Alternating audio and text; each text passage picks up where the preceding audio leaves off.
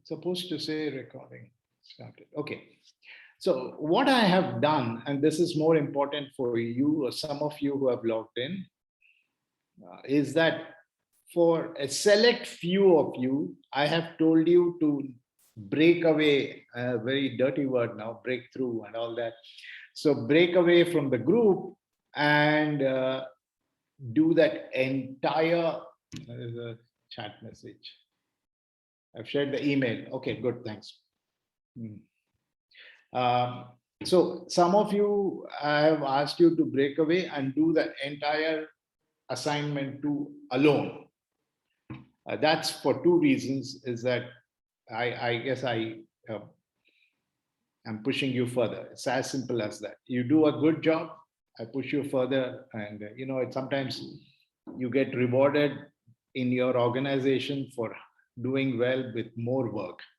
So similarly here, so those of you who had those questions, this is my answer to you. So now let's get to the topic and share screen. And this is the screen that we are sharing. Perfect. All of you can see the screen? Yes, sir. Good. Yes, sir. Assignment 1, general observations. Wow, good. Most of you, I mean, why would I say, all of you have done some great jobs. I know some of you come from very, very different backgrounds, meaning that you're not exposed to marketing, or you're not exposed to presentations. And that's exactly what I'm trying to find out. That's exactly what my job is, to comment on some of you. And to those of you who I believe needs to be pushed, I have asked you to do a second assignment. So my observation is that good job, well done. And I'm sure at the end of this particular term, but definitely at the end of your MBA program, you guys will be rocking. That's no 2 doubts about it. Now, I was asked if I can make a presentation myself. So how would my presentation look like? So I said, okay, why not? Let me then give you my presentation of assignment 1. So here it goes. Thank you very much, all of you, for joining us here today. You know why we are here? We are here because we need your attention. I did mention, and not many of you noticed that, I did mention that you are either addressing the investor or you are addressing the board of directors of the company. So that you don't tell the board of directors your own story, or you don't, or if it's the investor, you tell them some of your story. So the reason why we are here is because we are doing a review of where we are. We want to move forward. You have appointed us as your consultants, and you want us to take your company forward. Incidentally, you're also here because we want you to invest into our firm. Our firm is looking for some investments, and we are trying to convince you that we are the right choice of your investment. Our story is something like this. We have some real humble beginnings. We have some great experiences. Our team includes people from the finest colleges, MBA colleges, and with some great experience. So what we bring to our company is knowledge, experience, and the ability to create it. Okay. And the point that we want to catch your attention is that we are not like Geo. We are not entering into a space which is too crowded. Recall where these sounds like, we are not entering into a very crowded space. We are like Zoom. We are like Zoom. Nobody knows that space very well. We are like Zoom. We are going to get into a market which nobody is understanding it well. But I know, we know, our company knows that this market is the future. Be it my company as in Mandia Organics, trust us, we know that this is the way pollution and global warming, and health being the primary concern, everybody would want organic food. Or if it is government job, ADA or something like that, who doesn't want a great job? Nobody has paid attention to it. So we are in a market which is really unknown, hidden below, but uh, will kind of blow up into a big opportunity. And you as investors and you as directors of the company, you can dig into us. You can use the magnifying glass and use all kinds of tools.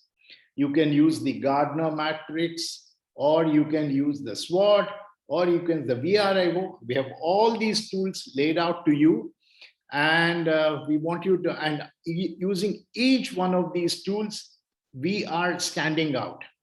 We've done a lot of analysis and we know what the future holds for us. We know our competition very well. We know the market very well. So why are we here? Because we believe that with your support, your money, or you allowing us as the board of directors, we will climb the mountain. We will promise to give you return of investments, and that will be a wonderful 5-star investment that your company would want. This is what I would want to present to you if it was a single slide. But that's not how I started off my slide.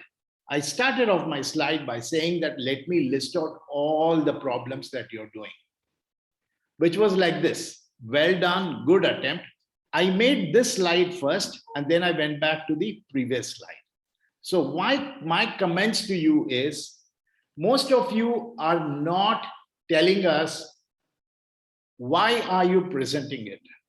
Why are you presenting it? Some of you have done that. So don't raise a flag and say, sir, we have done it. No, I'm just generalizing it. Why are you here?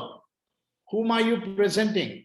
And you need to tell a story. Story is very, very important. And the story has to be threaded together. You need to have a thread between the slides. And one of the things that I want you to comment, and remember, I am in a position as a professor to comment about it because that's my job. And you as a student, it's your job to listen to it. Some of you have explained what is SWOT. Some of you have explained what is VRIO, or some of you have explained something else. The audience is intelligent. The audience is investors. So what you have not done, and some of you have done brilliantly well. Some of you have done brilliantly well, and that's shown up in your marks as well. So some of you have taken the VRIO and explained your product. Some of you have taken the Gartner matrix and explained where you are sitting in that thing. But some of you have only explained what is VRIO, but not been able to use it. That is one thing that I want to make sure. The second thing, which something that I really don't get along very well, and that thing is, I don't want anybody to read the slide. That was when I said I should change to this. Now, what will you read? If I keep this page for half an hour and tell you what are you concluding, you cannot conclude anything. Each one of these pictures are only understood when I talk about it. But if you give a presentation where everything is written, now what is there for the speaker to tell? So my way, people have different styles. For sure, Steve Jobs has a style where he believes that there should be a lot of open space in a slide, and there should be a prompt for the audience, prompt for the speaker. So my recommendations to each one of you is, don't read the slides. Use this, because I can read faster than you. Then what is there to know further? Use the slide. If there are words written around it, add to the words around it, make it a little more. That's it. Anything else that you might want to suggest or ask me, we can take a minute or two to discussing about that. Anything else that you want to ask on slide 1? But remember, I'm commenting given my gray hair and things like that, but you all have done some very good job, and I have appreciated it. Right? Any questions? No questions, right? Okay, good. So if that is what it is, we are now getting into business marketing. We've spent a lot of time talking about B2C, the customer. Who is the customer? The customer is an individual. The customer is a woman or a man, or you give him some definition to it. But everything boils down to an individual, a person, an entity. But no longer. We are now moving into business marketing. That was the reason why I asked you to read, understand what your company does, and share what you think your company does. Why, how important are you in the entire chain of the company? Let's say the company says, one of the things that Jack Welch was very much famous for, that he would say, let's get rid of, every year, let's get rid of the bottom 10. That's it. If you surely the bottom 10% of the people would go out every year. That's it. Simple. I think probably the best HR practices that he had. The question was, are you in the bottom 10% or are you above it? Even the bottom, you're above it, you're safe. And if you watch Indian Idol and all that stuff, they say if you're in the safe zone. So the safe zone was that. So one of the things is, what am I doing to the company, and why would the company need me? It's not enough for me to say that the company needs me because I do good accounting practices. But good accounting practices can also be outsourced, which means that my point is that eventually, what is it that you're contributing towards the betterment of the company? And every company has one singular motive: to grow, expand, and be more profitable. So where are you in that? That is the question that I wanted all of you to look at. But before we get there, I want to make sure that I'm earning my money, I'm earning my meal, I'm earning money there. I want you all to do a midway survey. It'll take you 10 minutes at the most. I want you guys to go ahead and write out on the Google form. What is in the Google form are possibly 10 questions about what all we have learned so far. So do your own assessment. These marks are not being shared by anybody. This marks is not even shared with me. You will know your own marks, and just let me know how much you got. If you want to share, or if you don't want to share, just let's see how it works like. Or possibly I might get the marks also. I think it works out. So I don't think I'm even collecting names in this thing. I don't know. Yeah. So go ahead, do a quick 10 minutes self-assessment of your learning. Can you access the slide? Access the Google form? Yes, Professor. Yes. Yeah. Good. So I don't know how much marks is that? Yes, Professor. Yeah, good. So what's the time? Something like 1:45. 1:45, maximum 10 minutes. And I will have you guys maximum 10 minutes, no more than that. It won't take you that long. We'll talk about.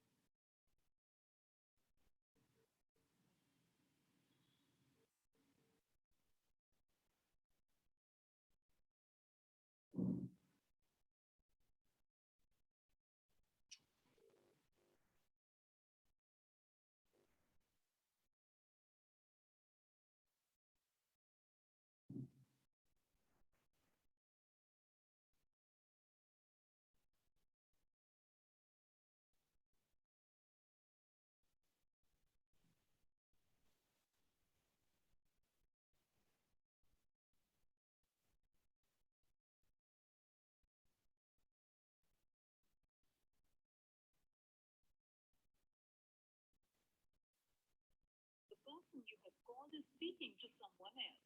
You can wait or call again later. ನೀವು ಕರೆ ಮಾಡಿ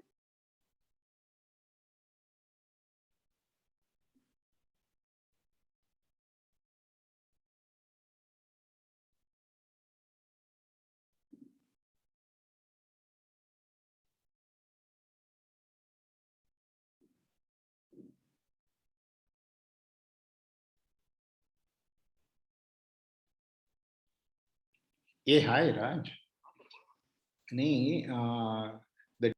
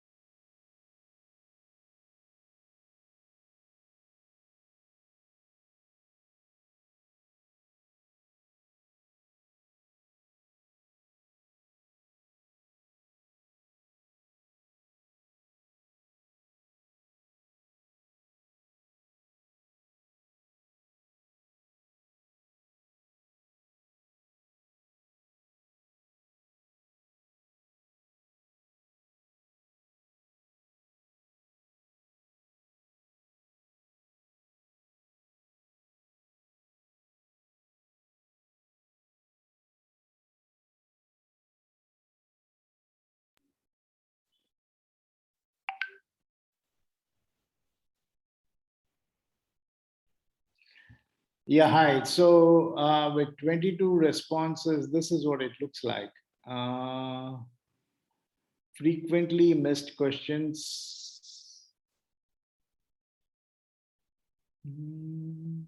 Dogs and frequent flyers is an example of.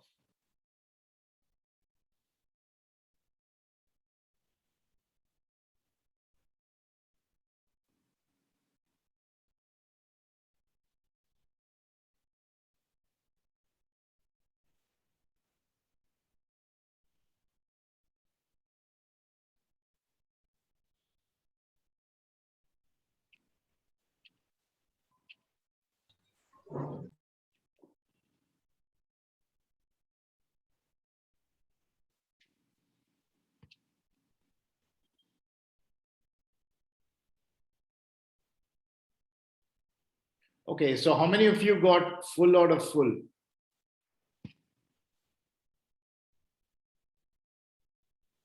Anybody?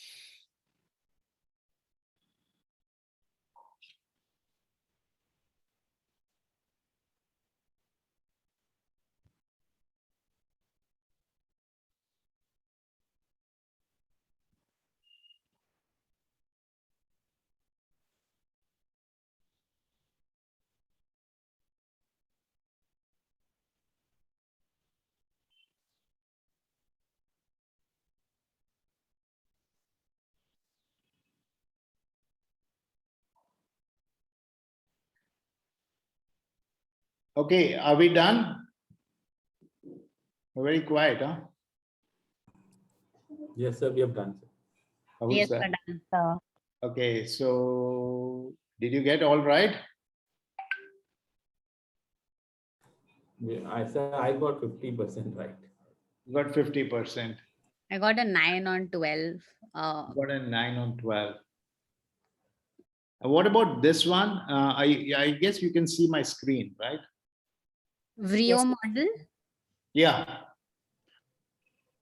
Yeah, I think majority of us have selected value. This is one of the questions I got Now, wrong. why did you select value? Considering the value of the product and money that is being spent, so based on that, value has been selected more. Even I have selected value. You're right. I have purposefully given the wrong answer. Oh my. Oh God. Thank you. Thank you, sir. Good. I mean, I I wanted to understand how you felt when you, because yes, value is important. Who cares if it's the rarest of the diamond which is found? Who cares if it's not useful to me, right? Ideal customer would choose value over rarity, right? Obviously, what is the big deal? My product has some great value, rarity. Oh, it's a very rare product. So what if it's not useful to me? Who cares, right? Perfect. Other than that, is anybody Then get? I got really like, why is it showing rarity? Because value is the one which is more important. Correct. Good. That's good learning, right? Yeah. Though not good teaching, but good learning for sure. That's more important. You have learned it. I purposefully put that. That's the reason why I held on to this particular screen. And Sir, I have a question on this frequent flyer where I had selected segmentation. a frequent flyer. I selected segmentation as the answer because I thought we were making a separate segment, but I think you said it is targeting. So I just want to understand. Yeah, because while the flyers are the flyers are the segment, within that segment you are targeting the frequent flyers. Okay. It's like the example that I gave you in the restaurants, in bus stations. So travelers always go to bus stations, but the food is bad. But that doesn't mean every restaurant food is bad, because most restaurants, they're going to be regular visitors. So he's going to target those regular visitors. So that was the reason why targeting would be the right answer. And I hope everybody got the last one correct. Positioning, if anybody has got this wrong, I'm going to hit them. Oh, you have got all kinds. Positioning is in the, okay, remember, this is one thing that I want you, is always in the mind of the customer. What do you think? What do you think about me? What do you think about me is in your mind. Each of you could think differently about what an iPhone does to you, but it's all in the mind of the customer. It may be different from what they want to position themselves as. In one of the It's classes, all mind game. Correct. that you had clearly told that you have to ahead. think in the Dubala, go point ahead. of customer's mind of view. Pardon? In one of the classes, you had said, think in the minds of customer. How do they think? Correct. Yeah. So whoever wrote in the hands of the customer, please raise your hand. Don't do that. Yeah. Okay, good. And I hope you got this right, huh? Anybody got it wrong? All this was very good. All this was perfect. All the above is perfect. False is correct. And this is okay. Thankfully, there is 0, and marketing is all about storytelling. Marketing is all about storytelling is a wonderful book to read. But I wouldn't want you to read it now. I want you to, for now, read the Marketing Management by Philip Kotler. And once you're done, you want to see talk about storytelling. Okay, how to read a balance sheet is a super book, especially for people like me who don't know finance, and it's a good way to read a book. So I would strongly recommend, but I wouldn't do that at this stage because you have a finance class, so he is more qualified. My Experiments with Truth is not a dated book like most of us imagine. Is a wonderful book to read, and he is the father of the nation, and there are a lot of things that you will find interesting takeaway, even though this was a book written more than 100 years back. Okay, good, enough. So now, good job. I guess you have learned that part of the story well. Now we go to a new share, go back here, and B2B versus B2C. Unmute yourself, start giving me. I want 5. The moment I get the 5 answers that I'm looking at, we move to the next slide. What is that one big difference between B2B and B2C? So B2B is basically organization to organization, whereas B2C would be an organization to a specific customer. Correct, but that's the definition. Sir, That's the definition. What's the difference? yeah, difference would be B2B, it's for the long term, in the sense it's for the long period, where B2C will come to only one sale, I feel. Okay. Cost impact between B2B and B2C. Whereas B2B will have a lot of higher cost, B2C will have a lesser cost in terms of supermarkets, all those things. Like B2B would be the partnership which should be taken for long term. So B2C would not be a partnership, what I feel. Okay. So in B2B, you need not worry about the end customer. What was that? Niche market against. Not worry about the end customer. Now, who said that? I thought Shankar, right? Yes, sir. Yeah. So who you should worry about? So you have a business to business transaction. So the thing is, you need not have to spend effort on the end customer analysis and all those things, because you are dealing with company to company. But in B2B, So if you're not in B2B, yeah, hang on, Gopika. Let's dissect Shankar for some time. So if you said that, okay, listen, I'm not threatening you, so I might sound like that, so don't get it right. You said you're not going to interact with the end customer. So what kind of a customer is this person that you are interacting with? So, for example, if you are supplying some material to, say, for example, Toyota Motors, okay. So Toyota Motors is a trusted brand, and they prepare a very good vehicles and all. So you need not have to. I mean, they have already established. So you need not have to worry about the end. I mean, worry about in the sense you need not have to do that much of marketing analysis. Who uses the I was Shankar, mute yourself, think for a minute, and come back with possibly a better answer. Gopika. So B2B. no, I was just sort of trying to answer Shankar's question. Yeah, go ahead and answer. No, the statement that he made that he's there's no need to worry about the end customer, but in this case the end customer is directly the other business that you're transacting with. So it in a way becomes a similar relationship that you're trying to build in the B2C space as well. Only thing is that you're Still no. Gopika, you're going out of the thing. Professor, I can just give a small example on that. What is that, Shankar? I'll just add on to Shankar Dixit point of view. Is if I'm working in Toyota Kirloskar, my best job would be to create a tires and with the safety way, and I no need to worry how the Toyota will represent to the customers. So that's what Shankar Dixit is trying to portray. What does Toyota do with your tire?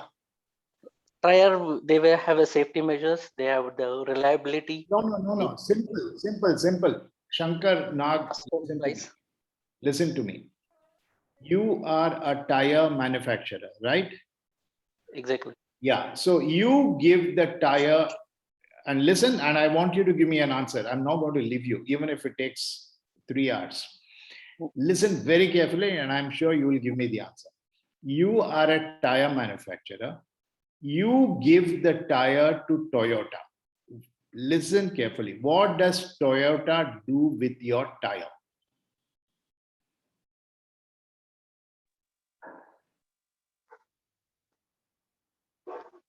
You want What me does to answer? Toyota do with the tire? They portray a part of Toyota. They are responsible that they take the ownership. They not say as an individual part. No. They take the tire and It's one step behind in the value chain. they take the tire and put it in the Car, the manufacturing of cars. They take the tire and put it in the car. Correct? Yes, sir. Okay. So what is the difference, and what do they do with the car? So they will be selling to the end Yeah. So now Shalini says that they take the car and sell it to the end customer, but Gopika and Shankar Nag were saying they take the tire and put it in the car. So now what is the difference between B2B and B2C?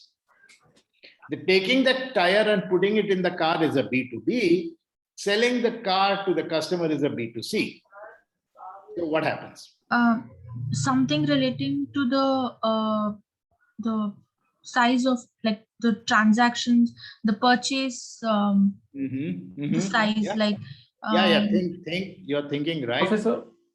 Professor, it's direct customer and indirect customer. So yeah. Okay, direct customer, indirect. I'll say one of the 5 is ticked. Okay, next one. They don't see as a tire as a whole company. They see a product as a company. So and what do you do with the product? The raw materials and product.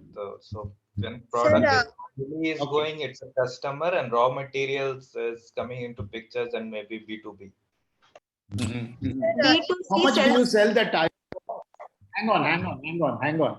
How much do you sell the tire for? 100 rupees. And how much does he sell the car for? 500 rupees. So what do they do with the tire? So put it in brief, some of the organizations product is an input for some of the organizations to make it a end output of customers requirement. Yes. Kiran? Right? And B2B is goes through RFPs or requirement by specifications, and marketing organized structure will also differs basis the organizational requirement. Very nice. But that one word, somebody is raising hands. Go ahead. Professor, what I feel is a brand preference also, because in the B2B, Spurti, brands in class 6. Okay. So, yes. Professor, can we say that the sales cycle is slightly longer in a B2B as compared to a B2C? Can that be a difference? Okay, that's a good example. Point number 2, Vimal answers point number 2. Sales cycle is long. Okay, let me whatever is troubling the 2 Shankars, and what they do is the product they take from you. The product that they take from you. In this case, they take a tire from you and they convert the tire into a component of a car. Correct? So for you, it is a car, it's a tire. But for them, I hope the internet is okay. Guys can hear me? Yes, sir. Yes, Professor. Okay. So for you, it is a tire, but they take the tire, do what is called value addition. They do something else with the tire. They connect it to an axle. They do something to it. They take your engine. value add around the engine and sell it as a component. They take a piece of cloth is what you sell, but they take that cloth, cut it, make it a shirt, and then sell it. So one of the examples of B2B is that there is value addition to what you're doing. What is Mr. Sangeeta outlet, or there's a channel 9 near my house. What does he do to the mobile? He doesn't do anything to the mobile. He doesn't do any value addition. He just sells it as it is. So that line that I was looking out for was value addition. Second, somebody said is longer cycles. Third said that the purchase is quite complex. One more, and then I'll move to the next slide. Sir, Khushbu here. Sir, related to the point that you explained, that value addition. So, in case if it is a wholesaling market, so where I am a wholesaler, where I'm sending to the business, shopkeepers or somebody. So they are not adding anything. They are just taking my product and with a new price tag based on their brand, they are reselling it to the end customer. So, how Correct. we will? Yeah, so that is more like a wholesaler retailer positioning. They are not doing anything to the product. So they also categorize themselves in a B2C because they are not doing anything to the product. A supermarket is no different from a mom and pop shop next to my house. It's still a B2C market. They're not doing anything. Whenever there is a value addition, and then now that you have triggered this, let us move there. The fundamental difference between B2B and B2C, in B2C, that's it. The product is ready for you. Here is it. Khushbu, take this product, sell it for me. That's it. I give you a phone and then you sell it. No, but then what I'll do is I'll tell you here is a piece of cloth and go ahead and sell it. What do you do, Khushbu, is that you don't take a piece of cloth, but you take that cloth, you value add it. Maybe you'll do an embroidery on that, or you might actually cut that and to make it into a nice dress, or you might do something else with it. When you play around, when you modify, when you take a product, add something else to it, that is when you have a B2B model. Two hands raised, go ahead and ask. Hi, sir, Sanjeev here. So if I am selling a product to a company, an organization, but that company itself is my customer, they're not going to take my product and further value add to it. It becomes a B2C. It does not become a B2B. No. Let's say, yeah, I know what you're saying. Let's say you are selling tissues to a company. You are the largest supplier of tissues to Infosys. But what does Infosys do with those tissues? He's not going to do anything with it. He's going to leave it at this one, and then that's it. They use it to wipe their hands and through. It's a pure B2C kind of an activity. But if you are selling him, let's say, computer software, they use the software or they use the computers. Forget tissues. They use these computers. What do they use these computers for? What do I use the computer for? I use the computer I'm not doing any value addition. Probably at this stage, I'm doing a value addition because I'm using this computer to add something to my final product. But what does Infosys do with the computer? The Infosys uses your computer to provide it to his programmers who use this to produce something else.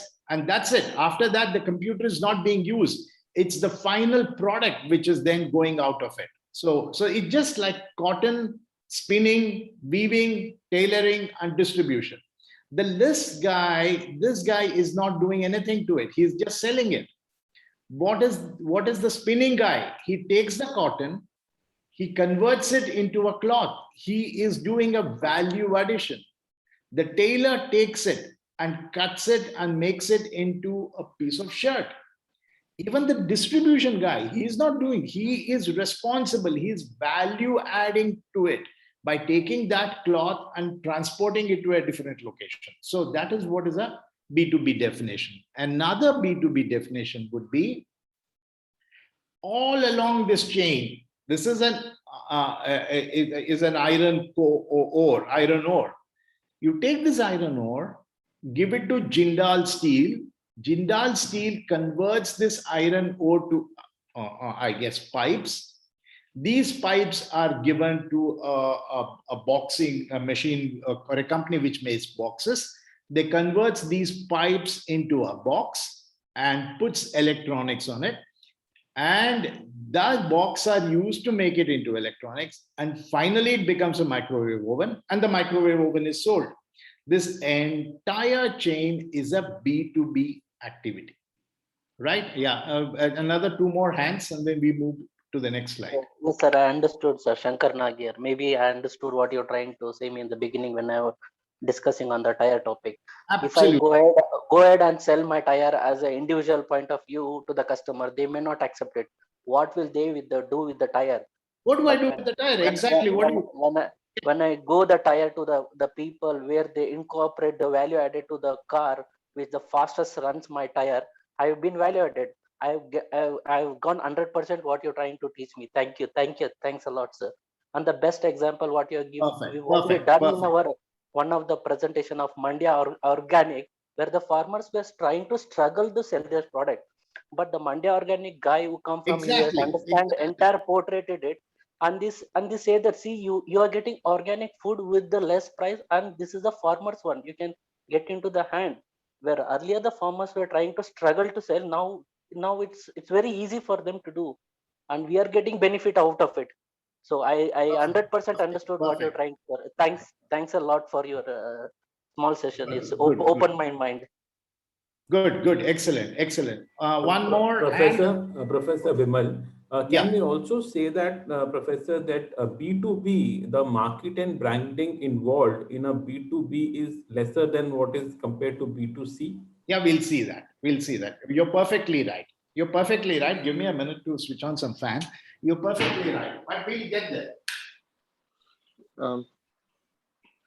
We'll get there. Now, so you, let's move further. So today's subject, what is the time? Today's subject is 2:16. Oh God, we are running slow. Today's subject is all B2B. We'll not go there.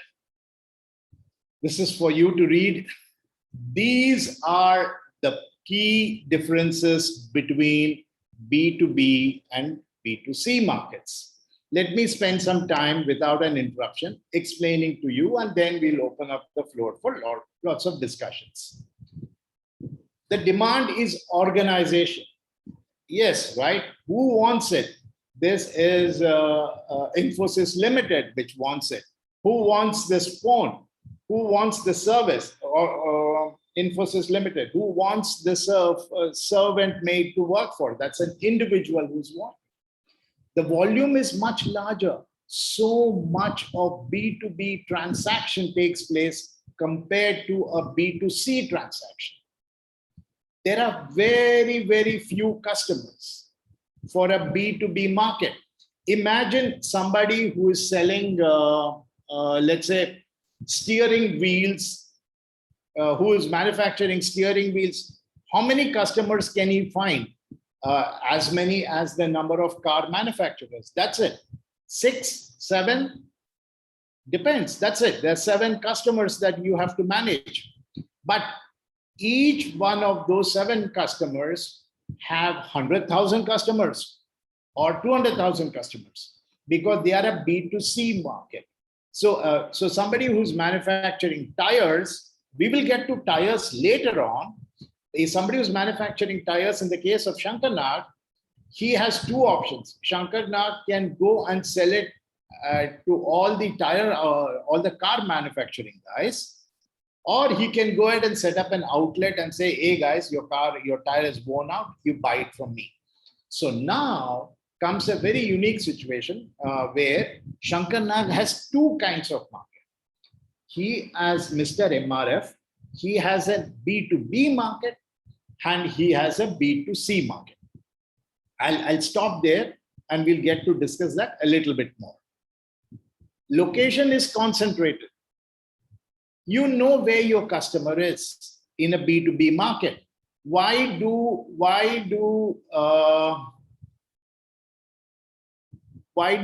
software companies establish their offices in Bangalore?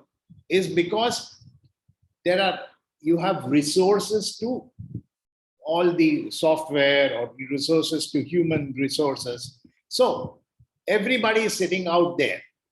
Whereas the end user could be anywhere else. If you're selling, let's say a soap box or a soap powder, your customer could be virtually anywhere. But if you are selling a chemical which goes into the manufacturing of soap, there are possibly 20 soap manufacturing companies. So they are concentrated. They are more dispersed. Distribution, it's more direct. I know exactly how to reach my customer in a B2B market.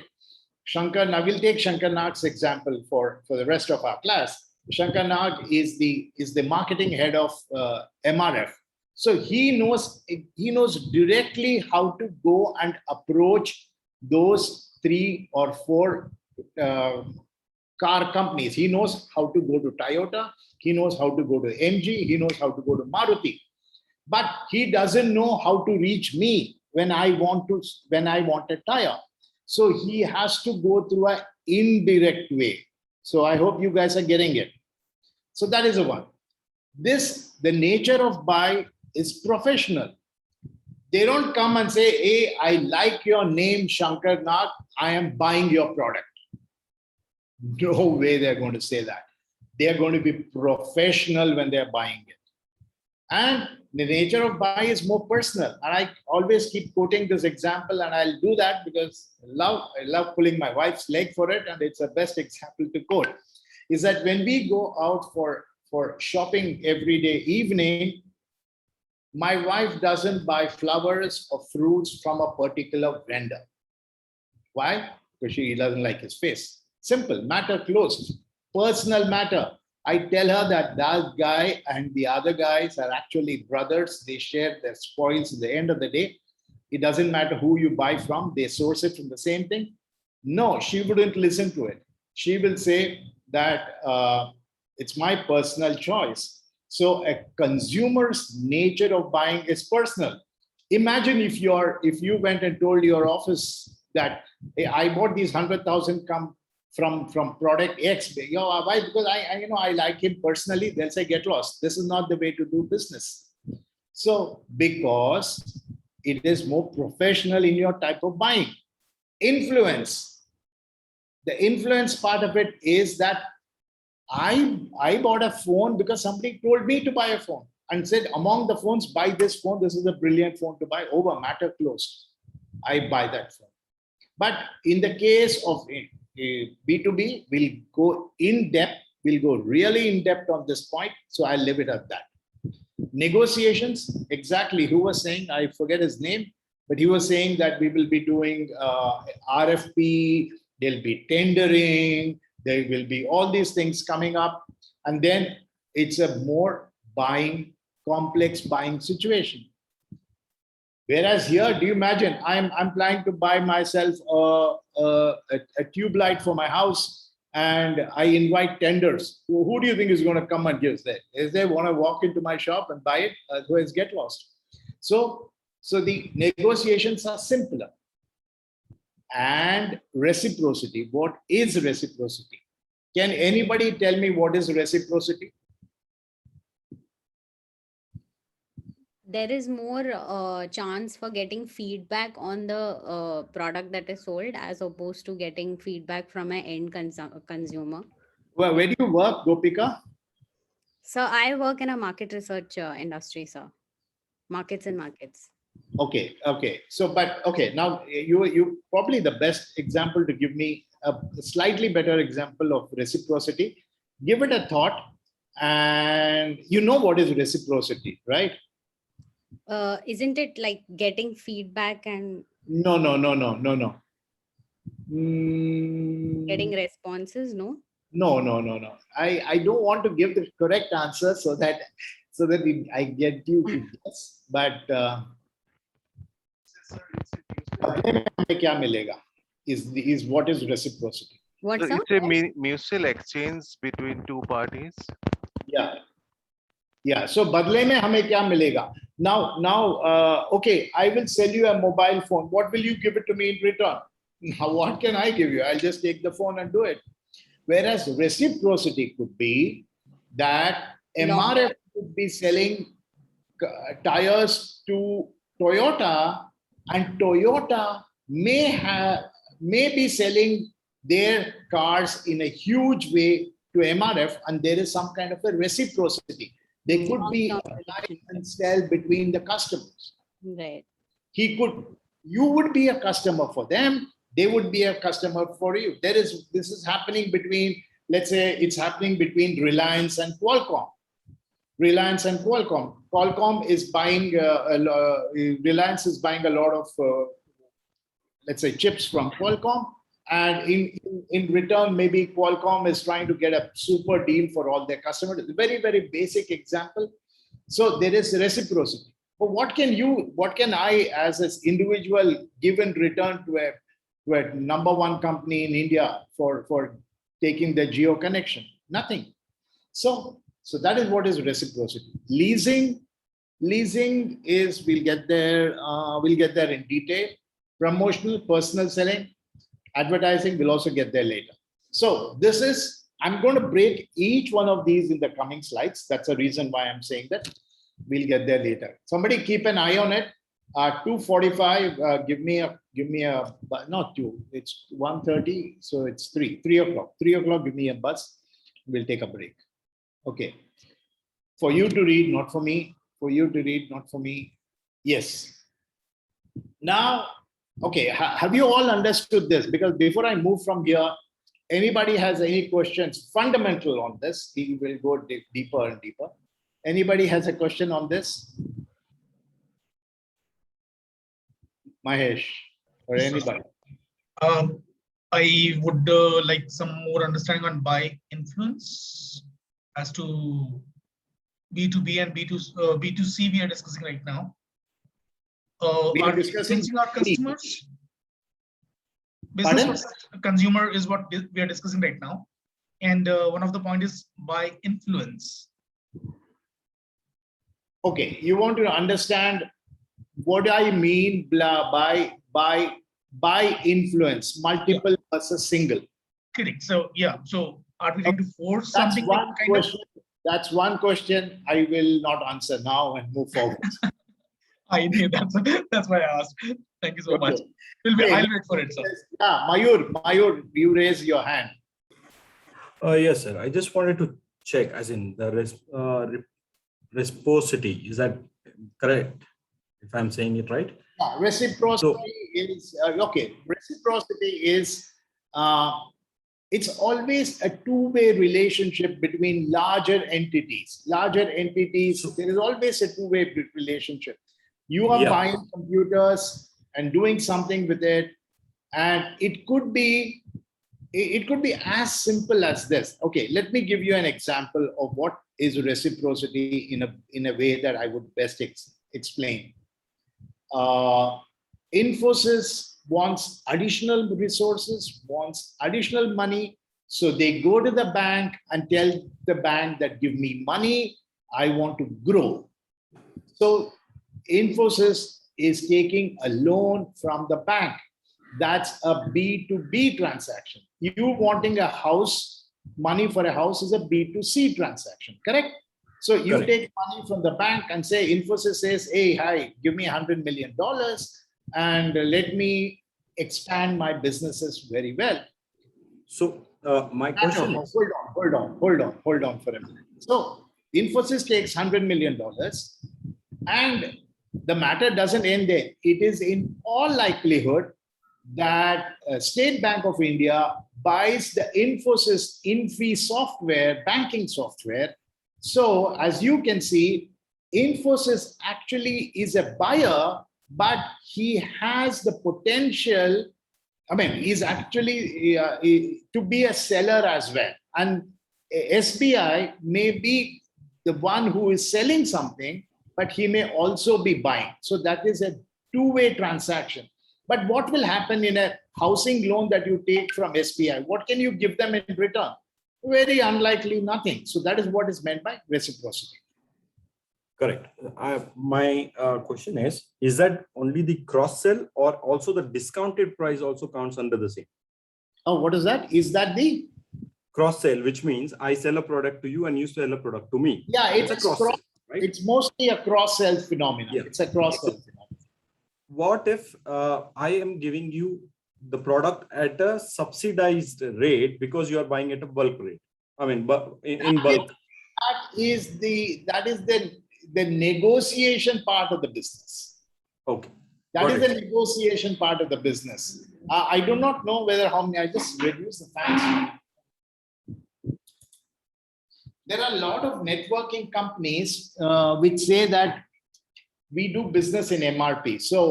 But anyway, that will complicate the whole thing if I go there. So for the moment, let's leave it at that. Got it. Thank you. Okay, that done. B2B companies. How do you know you are a B2B company or you are a B2C company? Or how do you know what it is? So you know what is KYC versus KYM. KYC is know your customer. I'm sure you guys can read this fine print, right? Yes, sir. Okay. So know your customer and know your market. There are two things that you need to know. Again, this is an introductory slide. It opens up additional slides as we go. Your customer is a very complex entity when it comes to a B2B customer. The customer is a huge entity. If somebody like Tata, I want to sell something to Tata or I want to sell something to TCS. I don't even know how to begin it. I don't even know where to go. I don't even know which office to go to. And in that office, I don't even know who to go to. And even if I end up going there, will that person be the right person? You don't know. It's a very, very complex animal out there. It's very, very difficult. You don't know how many heads, how many hands, how many eyes, how many ears this entity called TCS has. So it's a very, very complex person. Whereas in the case of a B2C, it's just one individual. You're able to convince that individual it is done. That's point number one. Point number two is the customer is very rational. The customer is not emotionally bound. The customer doesn't make a decision by emotion. Oh, I like the kind of shirt that Ramesh is wearing today, and let's give him the business. I wish it happened like that. It doesn't work like that. Oh, I think Ramesh has given us an offer on Varalakshmi Day. I think it's a good day for us to buy the product. It doesn't work like that. The customer is a rational customer. Then the customer does something with your product. The customer doesn't just take the product, remove the sticker, add another price to it and sell. No, the customer, for whatever you are selling, there are different needs for the customer, and we'll get there. Maybe you're selling pipes. Maybe you're selling pipes. If you're selling pipes, this customer wants the pipes to go to water the lawn of the corporate office. That's one customer. There's another customer who is taking your pipes to take around the complex, very delicate chemicals inside the office, inside the factory. It's still the same pipe. His requirements are different. He wants pipes to water his plants in the corporate office. The other one wants pipes to take their very important fluids in the production unit. So each one of it has a different need, each one of it has a different application, and each one of them have a different price points. When I am selling it to a customer who wants to use the pipes to water his corporate office, he will just say, Sasta le lo, sasta le lo, sasta. That's the only thing, because he doesn't really believe that this is going to have a drastic impact on his end product. But when he is using these pipes which are going inside his production line and carrying some very rare and complex chemicals, he's not going to say, how much is the price? The last thing he's going to ask you is, how much is the price? He's going to ask you how good it is. What does it take care of? Does it work for me? Will you be able to come and immediately replace this? So the point is, each customer is complex, each customer is rational, each customer has a different need. So depending on what you want to do. So if you have understood how complex the customer is, you now also understand that the market is very complex. What do you want to do with it? If you are a guy manufacturing pipes, do you want to be a specialist pipe manufacturer for gardening purposes? Or do you want to be a specialist? It's not that easy to say, I always want to be in high application, complex application needs. You don't want to be in the complex. So completing the question, do you want to be a guy selling pipes for gardening purposes?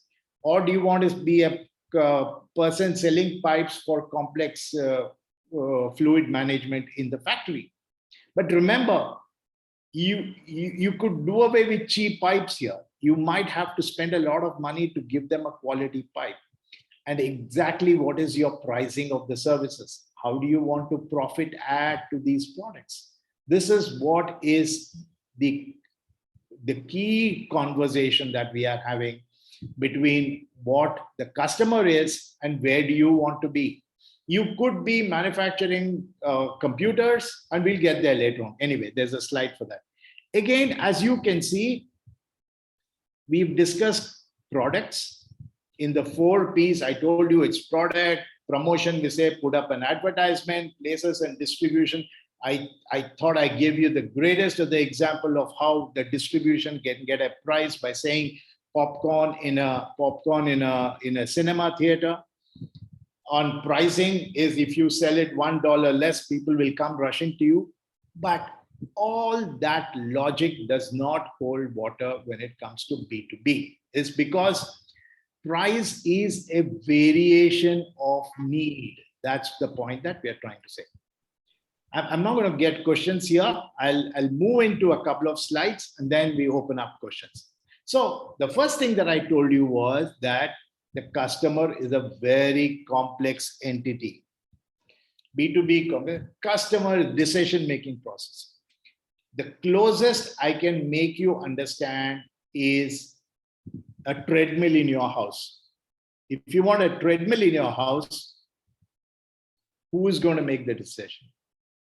They're going to be every one of you involved in making the decision. Somebody, the girl in the treadmill is only wants to make sure that it has an earphone jack so that she can listen to the music as she jogs along. She's least interested in power consumption. She's least interested in how much does it cost. The young boy in the picture might want to say, does it have an option to watch videos? So what is the highest speed that I can go? The mother in the house might want to say, how much space does it occupy? So as you can see, the closest example I can give you in terms of a B2B in a typical in a household environment would be probably a treadmill. So the point is that B2B have complex decision-making process. But what is this complex decision-making process? This complex decision-making process can be split into 4 ways. If I am buying a low-risk low value purchase, who is involved? The person in the lowest of the decision-making chain is involved. Who should be our supplier for coffee in our office? Do you think the board of directors are going to sit through and say, yeah, we really have to find out between the chai wala on the opposite side or the chai wala on this side of the road? Is there going to be Zoom meetings on that? Least of them, low value, low purchase items, the decision is left to a lower hierarchy level. Low risk, high value items, that is, some stuff that goes into your office, doesn't necessarily impact the end product, but is a huge thing. I mean, like how do we decor the office or something? You know what I'm talking about. Even in that stage, there is a slightly more complex process that is going on because it's a high value item that is involved. And finally, low value, high risk item is like, what is the quality of the valves that I should buy? Or what is the quality of the gasket that I should buy in a car? What is the value of the gasket? 3 rupees. But if the gasket is bad, the whole car goes for a toss. So it could be low value, high risk item, then the purchasing is more complex. And of course, needless to say, a high value, high risk purchase is a very, very complex process. So that is on the, same thing. I'm trying to give you more advice here on how complex decision takes place. So this is on complex. Any questions on complex? I don't think you guys have anything. Reasonably simple. Yeah, it is very simple, sir. Thank you. I cannot hear you, Mahesh. It is very clear, sir. Fine. No questions. Okay, good. The second is, and this is also very simple, right? Emotion doesn't play a role in buying in a B2B market. You don't buy it because you feel good because you're buying it. You don't buy it because it adds value or beauty to your own self. No, you buy it because it has going to impact what happens to the final product.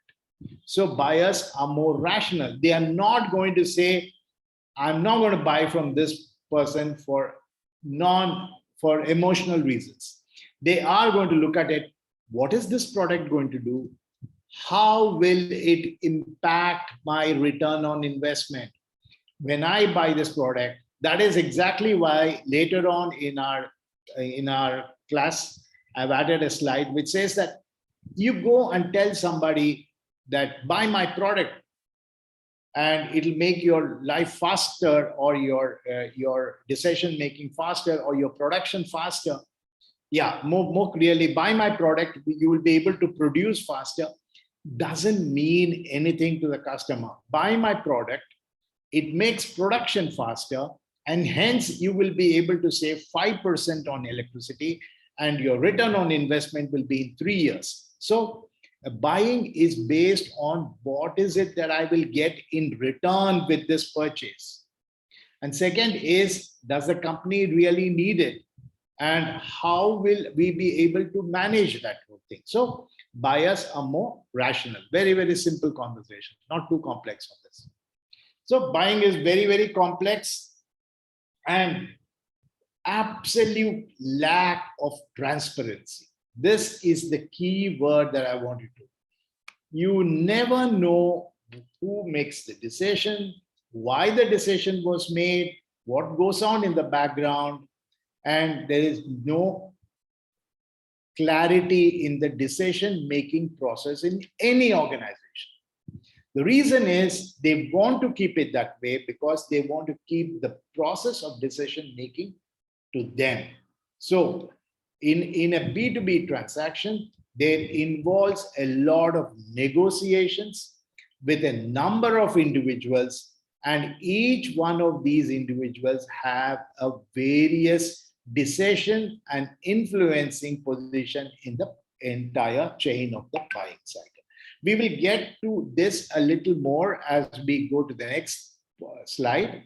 So We said emotional, we said rational, we said complex, we said rational, and we says this should be actually lack of transparency. Transparency. I would be one of the few who would be very bad if I didn't have Mr. Windows to help me. Okay, so lack of transparency is one of the points that we are thinking. And this is a price point that you want to understand. Varied needs, varied application, and varied price points. Depends, as I said, the example that I gave you is that what is it that he is going to do with your product? How important is that product in the entire application of the final thing that he is doing, that company is doing? These two will decide what is the price point that he is willing to pay for the product that you have. And I gave you a few examples which were, is that here? I'll move to this and then we'll come back to the other one. So I'm saying varied needs, varied application, and then comes the price point. To help you understand that, I want you to look at this slide carefully. I hope you can see this slide clearly and well. Yes? Yes, no? Yes, sir. Yeah, okay, good. Feedback is important. Okay, let me go slightly down. Yeah. So I can't see what's cost to serve. What does it cost the company to serve a particular customer? And what is the margin that I will get out of the service that I provide? Let me start off with these two and finally go here. If you are providing fiber to home, let's say I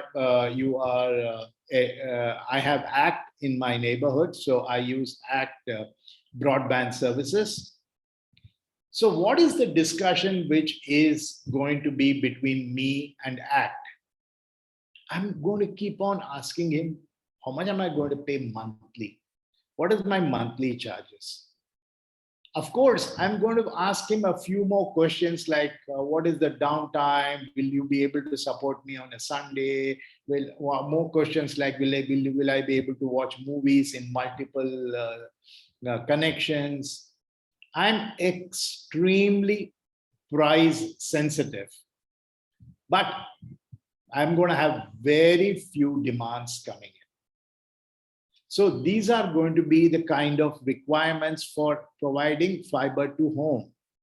But the moment you go to fiber to office, the whole office depends on this. For me, my life goes on at home, even if the internet is down. And nowadays, if the internet is down, that's the best excuse then we can take off to have a small nap, right? So, whereas in the office, it's not true. The product is very, very crucial. The product is the key to the productivity of the company. Supply of power to any manufacturing outlet is key to its productivity. So they are not going to haggle around on pricing. They are more interested in how good is the supplier. How good will he be? Will he be able to meet the SLAs? Will he ensure us that if there is a fiber down, will he be able to bring it up in 30 minutes? So the demands are going to be very, very high. But the cost to serve them is not going to be very much high compared to others here. But you might, if you handle the product well, you might get good money out of the same product compared to this kind of a service. But I do not know how many of you actually work in oil and gas companies. Any of you with an oil and gas company? Sir, I work it's our main customer. I work for Baker Hughes. What do you do? What do you do, Mrudula? What does your company do? I'm into Accenture, and we do we take it's like an outsourcing. Baker Okay, Hughes perfect, has perfect. outsourcing. Perfect. Good. So let's imagine providing fiber to office in Electronic City, not too complex. And you might be able to provide them a good service and make some regionally good amount of margin difference. But if you look at oil and gas companies are in the middle of the ocean or in the middle of a desert or in the middle of nowhere. And they want the services. What are they going to do? The cost to serve these customers is very high. The cost to serve this customer is very high. Yes, sir. It costs in dollars, like lakhs of dollars. Absolutely. But the customer is willing to pay you because the customer wants top quality service. The same ONG code, if you were to give it to somebody else, you won't be able to pay. But for an ONG customer or any customer like ONG, it's very costly to serve, but the customer is going to pay huge dollar. You cannot expect the same thing from a fiber to office services, because if you start saying, I want more money, there could be more than one supplier coming in. So you see there, while you can't make good money, you cannot really make excellent money because the cost of service is here in the case of ONG is very, very high. The last example that I want to give you is the cost to service is very high. The net margin realized is very low. It's almost sounds like the dog in the BCG matrix. Why would I want to be there? But it's very, very important. I don't know how many of you belong to Reliance, and if anybody from Reliance group of companies. Nobody? Okay, good. I can then take liberty of saying that. So how many of you have done business with Reliance? Nobody. Good. So imagine doing business with Reliance. Reliance knows that he has buying power. When you go, Reliance is going to say, and how many, let's say, I remember the kind of negotiation that we used to have, you can't even expect the quantity that they are looking out for. You go prepared and then you say, oh, we say, let's quote them a price for 100,000 numbers of X product. You go in there and then you say, this is our product cost for 100,000. They say, what's your product cost for $1 million? You really don't know how to negotiate with them because he's a huge buyer. He's a huge buyer. He's going to leverage on his buying power. He will expect a low cost and he will expect lots and lots of customized features. He will say every phone that supplies to Reliance should have a Reliance sticker or a Reliance brand logo on it. How many of these companies can demand like that? Not many. So you see, it's the same product, but depending on the customer, you're going to get into a lot of complexity. But why do we want customers like Reliance? Because the moment I have Reliance in my customer list, half the selling to another customer is already done. So they know, oh, okay, if Reliance has evaluated you and you are among their supplier, I'm sure Reliance has drilled you well. They've done all kinds of analysis and they're more willing to talk to me. So this is why I wanted to bring this slide saying that you could have a similar product, but depending on who your customer is or depending on how much you're willing to spend to serve the customer, you would want to be there. So there are a lot of customers happy serving home. They don't want to go to complex offices.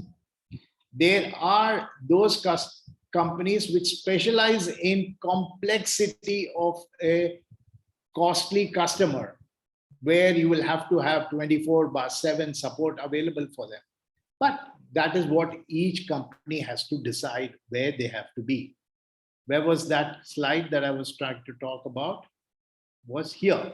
You need to do your own market selection, because varied on the need, you can price the product. I guess, what's the time? 2:53. I hope you guys have got this part of the message right, or have you? Any questions? All good, sir. All good. Sometimes it's best to say all good, right? Okay, good. Anyway, no, that's the point. So a firm, this is what it is. A firm must decide who should be my target market. The market is huge. The difference is, whom should I target? I could be an IT company. I'm always an IT company. I could be an IT company. I could be focusing on banking sectors. I could be an IT company with least interested in banking. And I could be providing logistics. Your employees could be those who just joined in from a banking sector, and now you're using the same employees for providing to the logistics sector. Your capabilities are similar. It's just that where you want to focus on and on which market. So that is further on that. This is where we're done. Why are we going back here? This is what we've go a little. What's the time? This slide, and then we'll move out for a break. This slide. And when we talk about the 4 P's, we talk about product, we talk about promotion, then we say promotion, and then what is the other piece? I seem to have forgotten them. Price, promotion, Product, place. Okay, so what is the equivalent of place is distribution, right? So where is this product available for the B2C customer? How close am I to the B2C customer? Where is my product? Is my services available in all over Bangalore? But that definition fails in a B2B situation, because your customers are very limited. As I said, if you are a tire manufacturing company, you know that you have no more than 10. Or if you are into another. Yeah. Kiran, whoever, mute yourself. Okay, perfect, no problem. Okay, so the thing is, in distribution, you normally have direct sales persons when it comes to a B2B market. You do not have an outlet. You have a direct sales distribution. You may have representatives or agents who could be involved in that. And you may have a multiple channel distribution system. And finally, you may be using vendors and consultants to do the distribution. Let's take a 10-minute break. Is that a good amount of time? 10-minute break. And then I'd say 3 o'clock, 3:10, let's reassemble. And once we reassemble, I'll tell you what we will be doing. Once we reassemble, we'll go through distribution, and the last of the P's, which is promotion, in which case it is communication now. And then we will see what further complexity that we encounter in a B2B market. You see all of this coming in. Okay, fair enough. Let's take a 10-minute break. Okay, sir. Okay, good.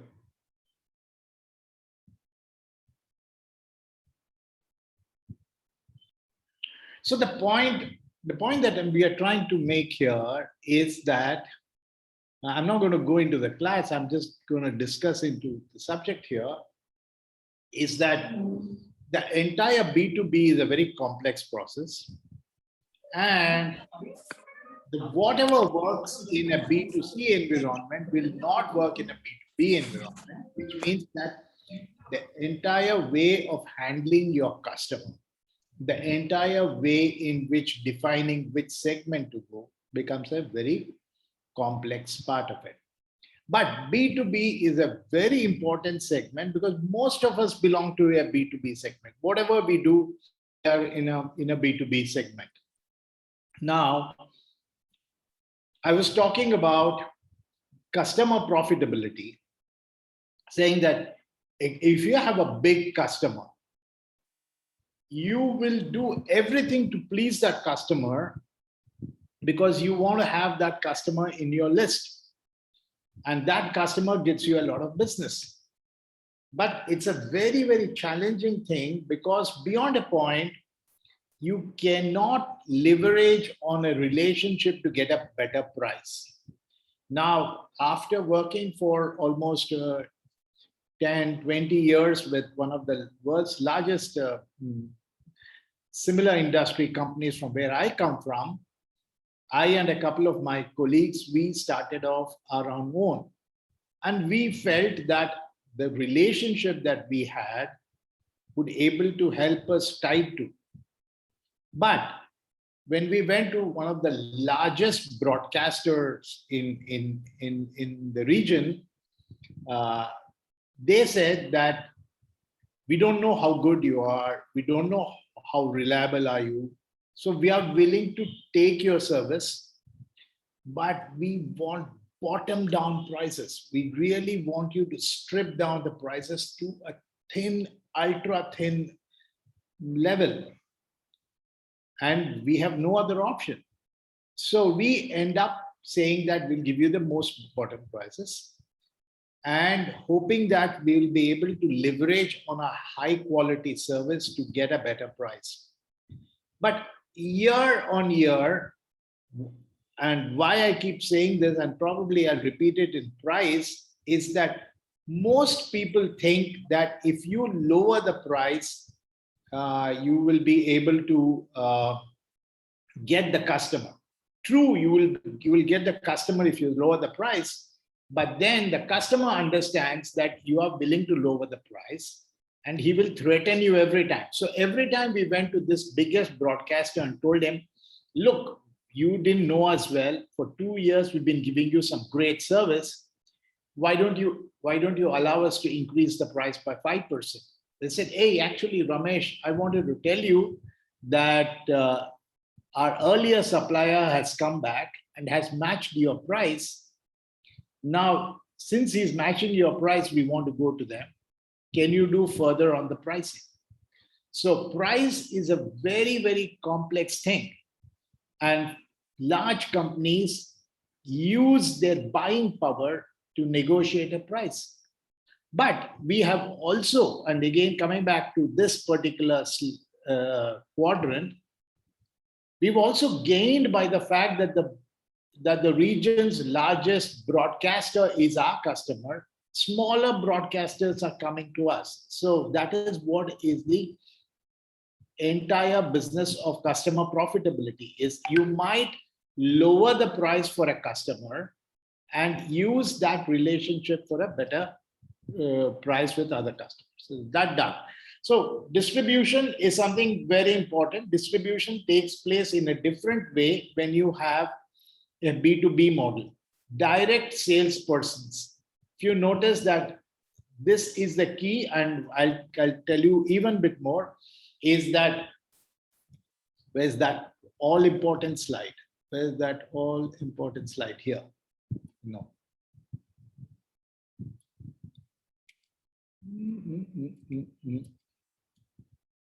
Where is that? I'm missing that slide.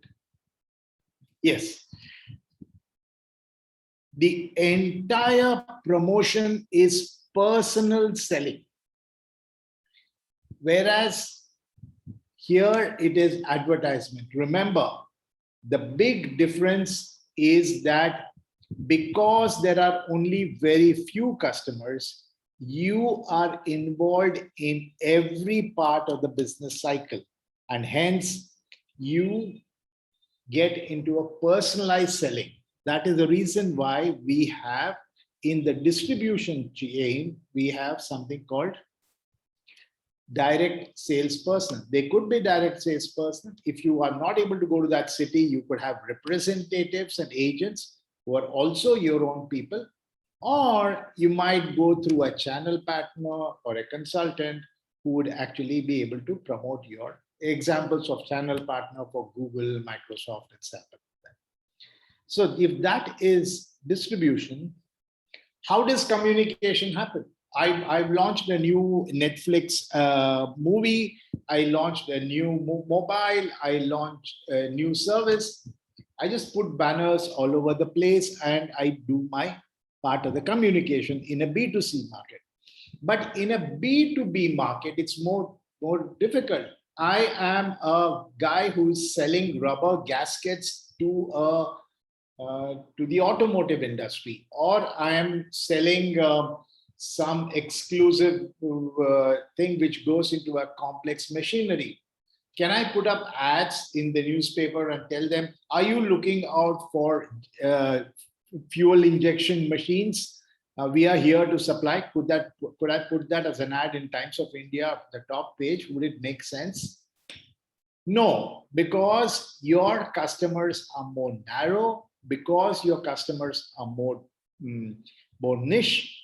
You need to have a direct communication, a direct email to your customers or to a potential number of customers. So how do you get them?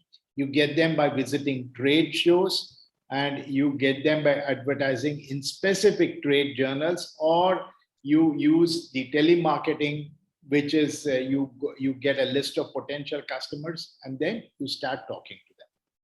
So this is the key statement that I want you to realize, is that it is always a personal selling that happens in a B2B atmosphere. While I say that buying is complex, selling is personal. There are 5, 6, 7, 10 people who are we're going to get to the next slide talking who these 10 people are, is going to be complex, but it is you who represent your company. And so in a B2B, it is personal selling versus advertising in a B2C situation. Then what is this? Okay, I think you guys can read it. So B2B products are more complex. As you can see here, if you compare a Porsche car, it's also complex, but so is a Kirloskar generator. But then why do people buy the Porsche car? Because for the fun of it, or for the speed of it, but people buy a generator for multiple technical reasons. So B2B products are more complex. And this is one thing that I want you to understand, is that there are a limited number of buyers in a B2B market. There are limited numbers of buyers in a B2B market.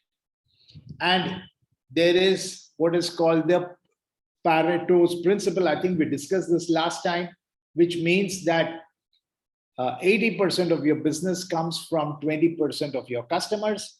So you may have very few customers. But the value that they would generate would be enormous. I used to work for a company and we were doing some very, very complex microwave and RF and microwave products. And my customers were 2 defense units and 3 space units. There were only 5 departments in the whole of the India's buying capability who were my customers. But between them, they were generating millions of dollars worth of business for me.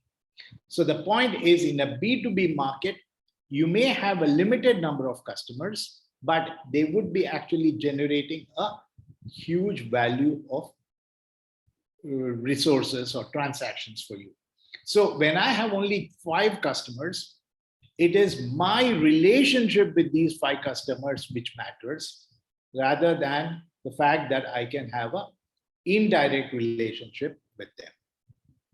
Then going further, we've done this, right? We've done this in our previous example. B2B needs are need-based segments.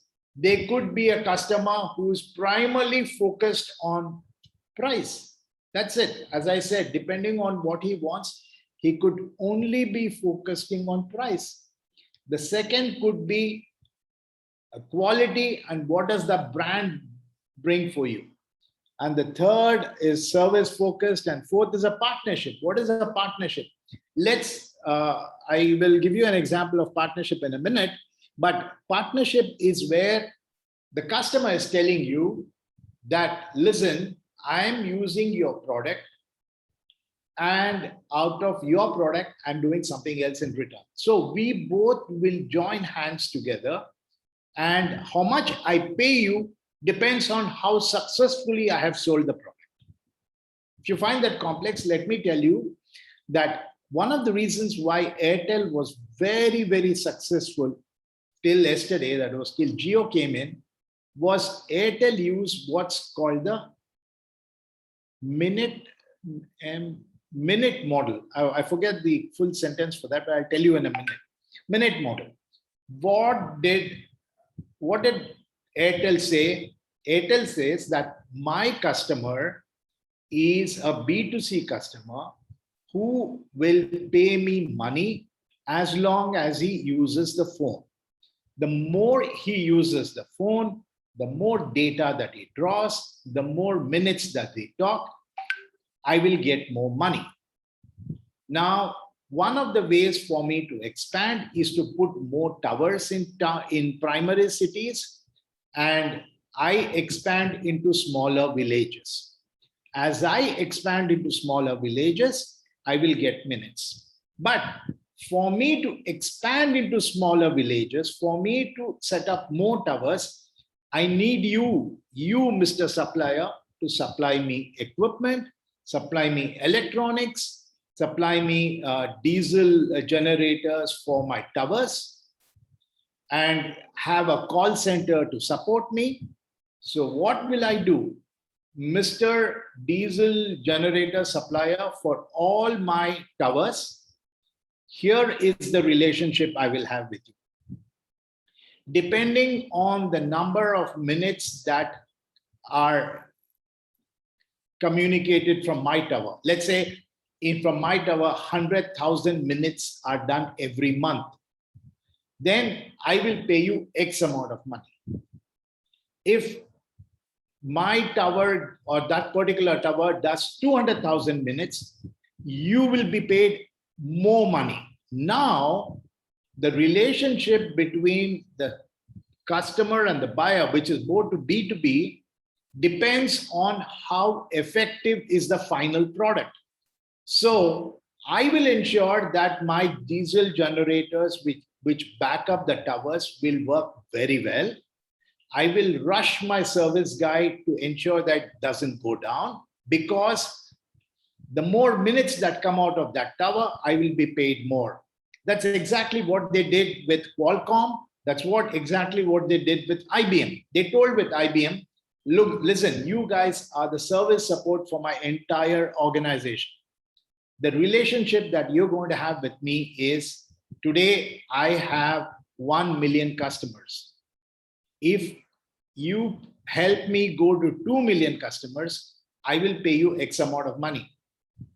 So it is not that they are buying the product. They are saying that we are partners who will jointly grow this market. That did wonders for Airtel, and it was very, very successful. Airtel tried using this in Africa. It didn't work well. That's for another story for another day to talk about. I want you guys to understand these 4 quadrants very well. Some customers are only price focused. Some customers only want a particular quality from a particular product. Some customers don't really care about price. They want to know, how well can you support me? And there are some customers who say that let's be partners in business. So are you all clear on this? Yes, I guess. Yes, sir. Right, right. So Millie is talking on behalf of the other 71. Is that correct? Yeah. Was that who spoke now? It was me only. Yeah, Millie. Okay, good. So you represent. So the next is personal relationships are most important in a B2B market. Personal relationships are the primary thing that happens in it. How close are you connected to them? How good is your relation? After all, you're talking to 10 decision makers or 100 decision makers compared to a B2C product where you're talking about 1 million decision makers. So personal relationships are very, very important. One of the examples that I love giving is Kiran Rao, who was the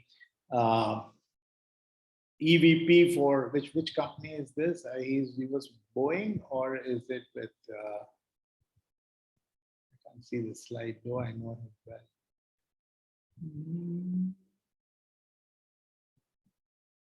British, yeah, okay, whatever. So what happens is this guy is in the business of selling aircrafts to the end customer. And how often do airlines buy aircrafts? Very rarely. So it is all about a personal relationship that happens, which makes decisions in their favor. That is why you would notice that higher up in the management cycle, especially in key locations, you will see the head of marketing in one organization switch to another organization, because not only does he bring with him the skills of marketing, he also brings in personal relationship with some of the potential customers. And no better example than what I could possibly give you is that I started off my career with a lot of, as I said, microwave and RF products. And I used to initially go and meet these potential customers in the defense and the space industries. I was young and I was not meeting the big bosses. I would start interacting with the junior engineers and all that. And we start building up a relationship. As I grow in the organization, they also grow in the organization. So 10 years later, while I have grown myself in the organization, the new decision makers in that organization are those with whom I have a personal relationship. So that is the point that I was trying to make, saying that B2B is all about personal relationship. Finally, the most important thing is B2B buyers are long-term buyers. When they have a contract, they normally have a long-term contract. The contract is, they don't say, okay, let's let this guy supply us for a week and then we will look at another supplier. Most B2B contracts are very long. They could last for, let's say the contract that somebody was mentioning about Accenture having with one of the oil and gas companies, they will say, we'll give you a contract for 3 years. Or if you have a IT company getting a contract from, let's say from GE or somebody else, they say we'll have a contract for 5 years. That is how the contracts happen. It's not in like in the case of a B2C market. I take the example of this industry that I come from, satellite, is that our contracts have a line. In most cases, have a contract. This contract is for end of life. That long is the contract. The contract says that we have a contract between you and us for the end of the life of the satellite. So as long as the satellite is up and running, we are in relationship. So a satellite has a life of about 15 years. So when I sign a contract with a customer, it could be as long as 15 years. So now imagine how hard I will have to work to ensure that contract comes to me, and how hard the competition will work to ensure that contract goes to them, because once this contract is signed for 15 years, we take it for granted unless and until we do something very stupid. that this contract stays with us. So B2B contracts are personal and they have very, very long-term contract capabilities. Finally, B2B market is the least innovative market. Nobody wants to drive innovation. If you look at what happens, I gave the example of the goodnight repellent. Every third day, a new variant is coming up. Every fourth day, a new twist to the kind of a product comes in. But in a B2B market, nothing changes. Why? Because there is a complexity in the whole process. You don't want to change anything which could have further impact upstream. So there is very few innovation which happens in a B2B market. You still have lots of people using the old technologies and not really adapting to newer techniques. That's a long story to talk about. B2B customers are very demanding. There's no two words about it, and they get along well. What are B2B products? B2B products could be, who could be B2B customers? They could be resellers, government, institutions, and manufacturers. What kind of products do they come up with? Equipment, accessories, you name it. I'm sure you guys can read the slide. I'll not get there. The stages of procurement is that first stage, they decide internally, do I really need this product? It's not like I buy it on a whims and fancies. Many a times, half the items in my house, we just bought out of whims and fancies, but that same cannot be held to an organization. They first have to recognize the need. Then they have to identify what that product will bring as a benefit. And then they have saying that what are the options that we have? Can we do away without buying the product? You can. So there are, the first stage is to recognize the need. The second stage is to identify potential suppliers. I want a requirement, then I go looking for suppliers. Who could meet this requirement? I have to qualify a supplier. Just because somebody comes back and says, I can supply this. There have been so many governmental tenders which never get concluded. The reason is L&T is bidding for that road project. I can't think of another name other than L&T, maybe something else is bidding for the project. And then there is this unknown entity who comes and bids for the project at 20% of the total cost. And because these are government projects, you have to start looking at them from the fact that how good they are. So the second stage, what they do is you have to qualify the supplier. Is the supplier qualified? Then only it is worth going ahead and doing. That is why you have a process saying pre-tender qualification. They will decide if they want to, let's say they're looking for a new project, they will float a requirement to only analyze who is capable of getting my technical specifications. So that is the second stage. The third stage is when they request for your proposals. They ask you to give them your quote, and then finally they sit down and start negotiating with you to get into a final decision-making process. So this is more on it. I'll see which is the best time for me to break out to ask to all of you guys to have a question. So this is the procurement cycle, and this is the selling cycle. As you can see, the procurement cycle is complex. The quick look at how complex this entire procurement cycle is. We'll not get into that detail. That's a course by itself. And the selling process.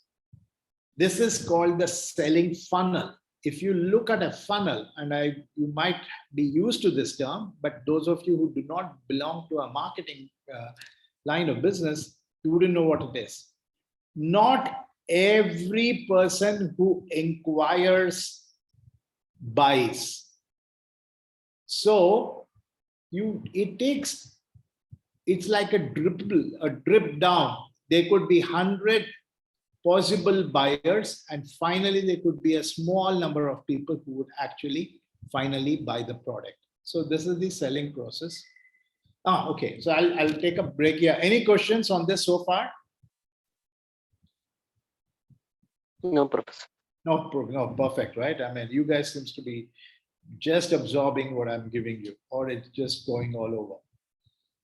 But remember, the best time for you to ask questions is now, because eventually in your life, 9 out of 10 of you will be doing a B2B business. So if you find it complex, it's my job to break it up for you. That said, let's now go and discuss something fun. Let's discuss something fun. Thank you, Professor. Let's, but it's not going to be that funny unless there's a motive behind that. Okay, so let's say a boy likes a girl. It is a lovely topic to discuss, right? Huh?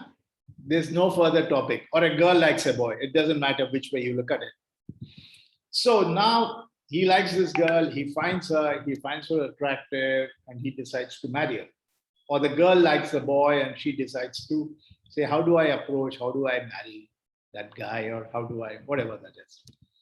So it's you sitting out here, and to get to the boy or girl in a very traditional way, you come from a very traditional family, you don't directly go there, you don't jump all the way from here to here. You go ahead and say, how do I get to that girl? Or how do I get to the girl's parents? There are many ways you could do it. You could get to the girl through your colleague who happens to know the granny of that girl. In this case, let's stick to a boy wanting to get to a girl. And the granny seems to know the parents. And then the parents, of course, can take it to the girl or boy. Or you might want to go know the common pandit. Both of you have a common pandit. The pandit may not know the parents directly. Sounds funny, but we'll eventually use that in our B2B market. So he goes to the uncle. The uncle then finally goes to the parents. Or you might go through a neighbor if the story goes on. But you do not know what your colleague thinks of you. You don't know what the pandit thinks of you. And you do not know what kind of an influence this uncle could have on the parents. You don't know their internal matter. I mean, they have a family dispute for over the last 30 years over a prime property on Commercial Street, and hence they're not talking to each other. So, very complex situation for you now. How do we get there? Your neighbor cares a damn about you, but he might connect you to a cousin who has a positive opinion about you, or you might go to the cousin can go to the sister, but the sister has a negative opinion about the cousin. It happens all the time, right? It happens all the time.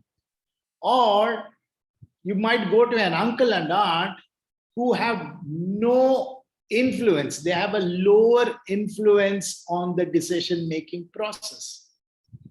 This is a very complex. It's better to stay a bachelor, right? So if this is complex, this is exactly what happens in a B2B market. In a B2B market, there are multiple layers of influencers, multiple layers of people in the decision-making chain before you actually get to the decision process. So if this chart is very, very interesting, we then get into what is called a buying center in an organization. How did you buy the mobile? Did you set up a committee? Did you set up a meeting? Did you have samosas and coffee served during the meeting? No. You said, I know what happens. I called a friend. The friend said, buy this thing. Not only did it say buy this, He even suggested from where do I buy it, and then decision done. But it doesn't happen in an organization. They have what is called a buying center. It involves a number of people from different sections of the entire chain of the organization. They all sit together, discuss, and then have a decision on how the buying happens. We are getting into the members of a buying cycle. There are, just like you have the aunt, the uncle, and the sister and cousin, there are 7 members in any buying cycle. Who are these 7 members? There's an initiator, there's an user, there's an influencer, there's an approver, there's a buyer, and of course, there's the gatekeeper. How does it all happen? There's somebody who initiates. Somebody says, we have more demand coming for some product. Let's add one more plant or one more manufacturing cycle in our factory. So this guy says that there is an opportunity. He initiates the buying process. He initiates. He says that it's time for us to buy a new aircraft. It's time for us to buy a new machine. It's time for us to give an order for another 100,000 or 100 computers. He initiates it. So this guy is key and involved in the buying cycle. Then comes the user. The user decides whether, okay, we want 100 computers. The user decides whether these computers should be, as simple as DOS or iOS. He decides that. So he is the user. The user has a certain say. The user has possibly a very large say in the entire process. But many a time we don't even know. Many a time we don't even know what to buy. How do we buy? Oh, why don't we go to an influencer? Who is an influencer? An influencer is somebody who has a reasonably high standing in your opinion about the person. He knows the product that you're planning to buy, and he might influence you. So you might be going to say, should I buy it from Dell or should I buy it from Lenovo? So this guy says, hey, never buy from Dell. You know, these guys, the ones that they supply to me is bad. Over. Whatever. Let me just switch on a few light and come.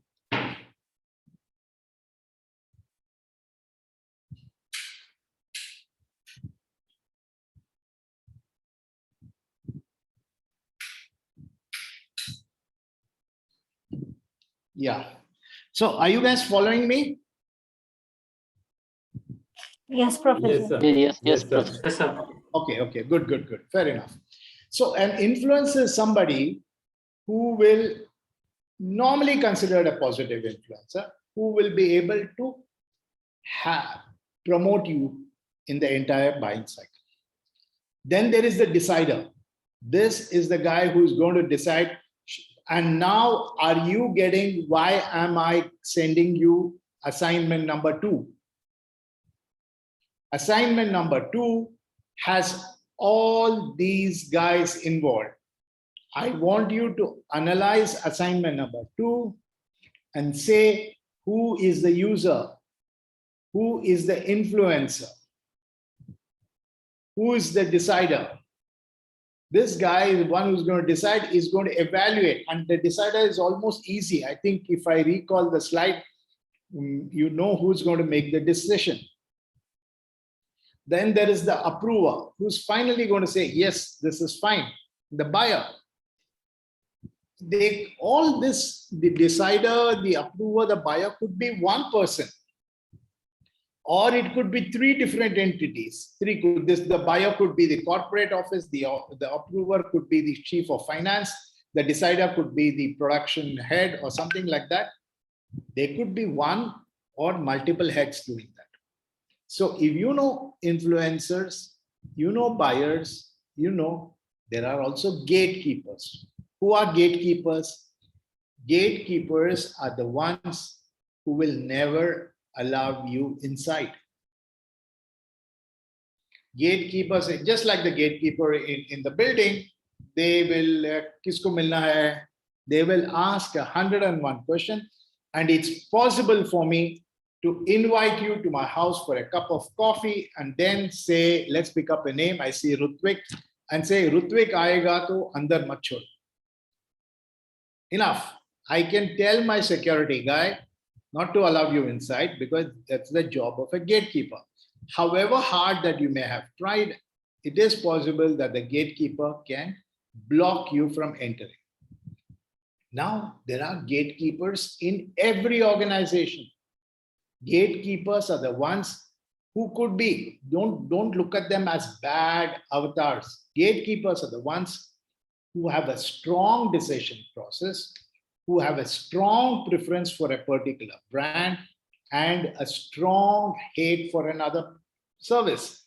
So gatekeeper could be somebody who says Dell products are very good, and possibly the Dell guy took him out for a cup of coffee, got him a drink or two, and then he says, hey, listen, do make sure that the IBM guy doesn't get this business, and here is something for you to be happy about. So gatekeeper come in very many formats. Gatekeepers are also those who have had bad opinion about your product. If you look at the assignment 2, you look at, it's a complex assignment, but B2B is a complex business, and all of you will be, it's very easy to sell tooth powder, toothpaste, and things like that. But none of you are going to sell that. All you're going to sell is services to a B2B situation. So initiators, users, influencers, deciders, approvers, and buyers. Any questions on this? Trust me, you're going to get quite a few questions on this. Point number 1 from the point of exam and point of management. If you do not know who your user is, who your buyer is, who your influencer is, imagine the influencer is the CEO of the company. The best thing that you can have. Imagine if the initiator or the user is somebody that you know very well. He will be able to put a spoke on the entire thing. They could say, buy this product is cheaper. The decider will say, we should buy this product. Influencer say, buy this product. The user says, sir, humko chalane ko nahi aata. We don't know how to use this product. What do you want me to do? You will have to give me 20 hours of training and I might become slow. That's exactly what assignment 2, there is a story about how they take a time. So it is possible that the user could be a spoke in the entire process. So get this in your mind very clearly before we move to the next point. Clear? Open for questions. Perfect, right? Yes, sir. Okay, good. So that done, more and more explanation of these things as we get there. So initiator is the one who buys this and all that stuff for you to read. We'll get there. Some more stuff for you to read. I'll not get into that. He's looking for a particular slide. Let me get into a particular slide, discuss that, and then come back to, it's not there. It's not there. Okay.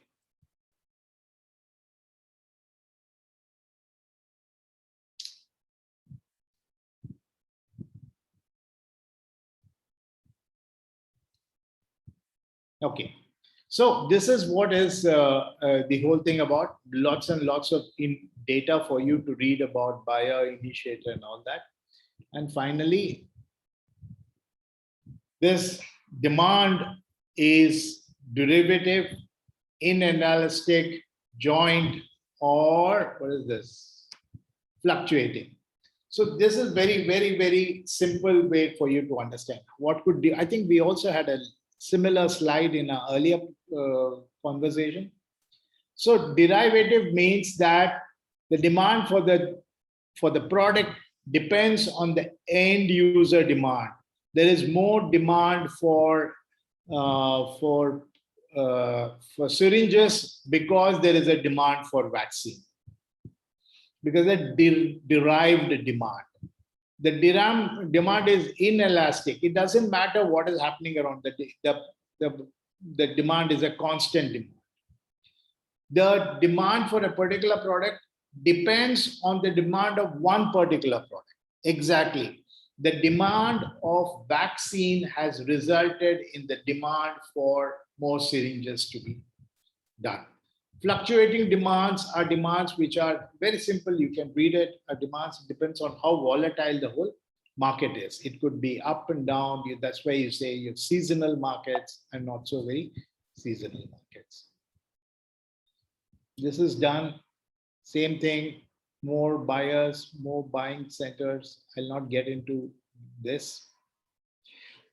Another thing that we have to pay attention for the next 10 minutes is there are 3 kinds of buying situations in any organization.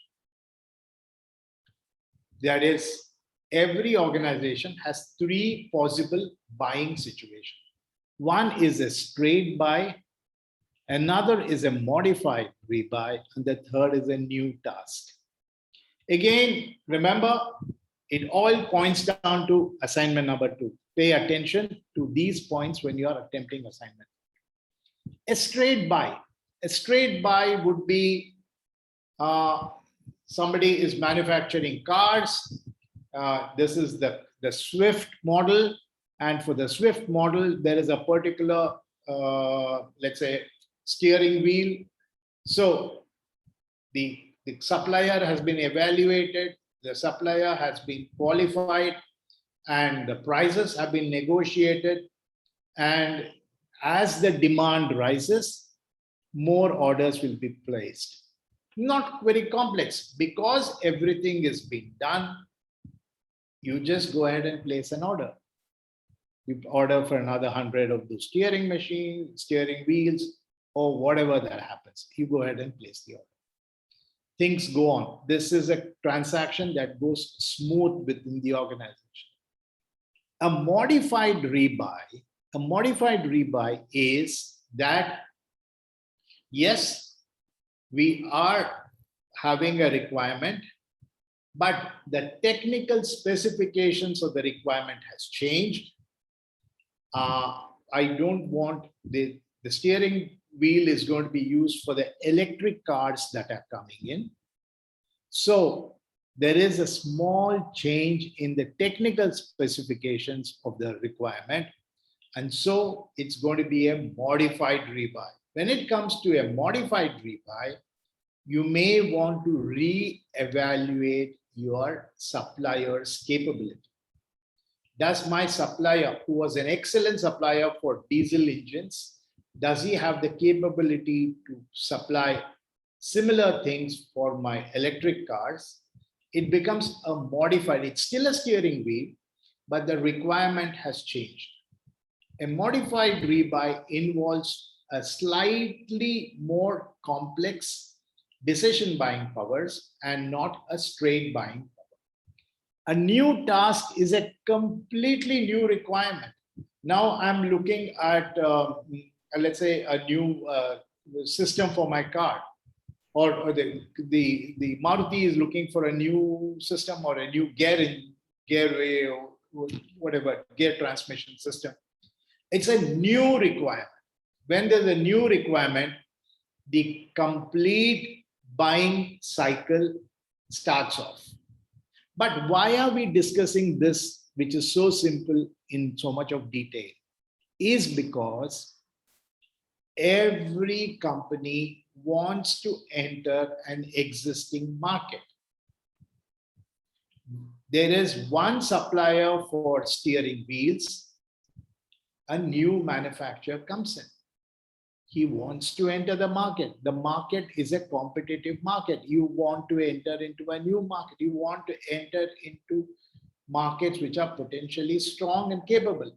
So you also want to be a supplier for Maruti.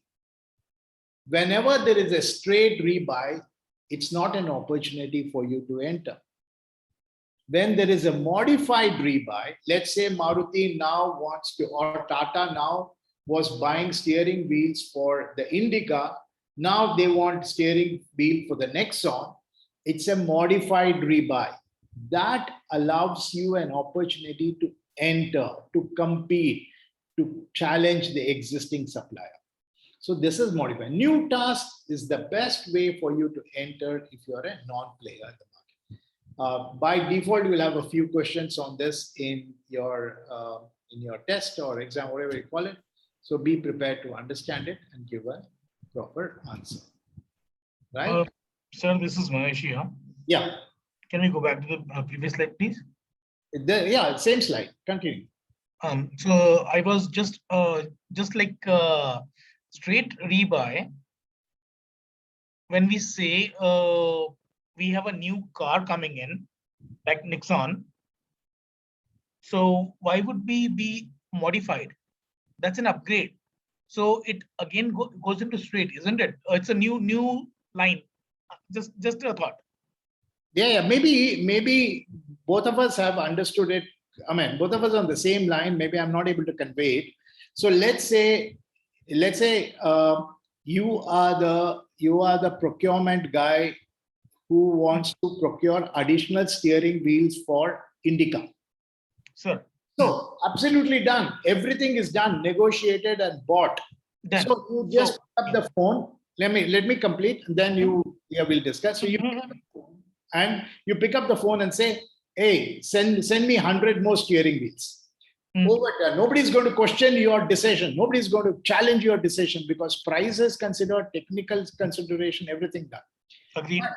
Do you have the permission as a procuring officer to buy from the same supplier for Nexon?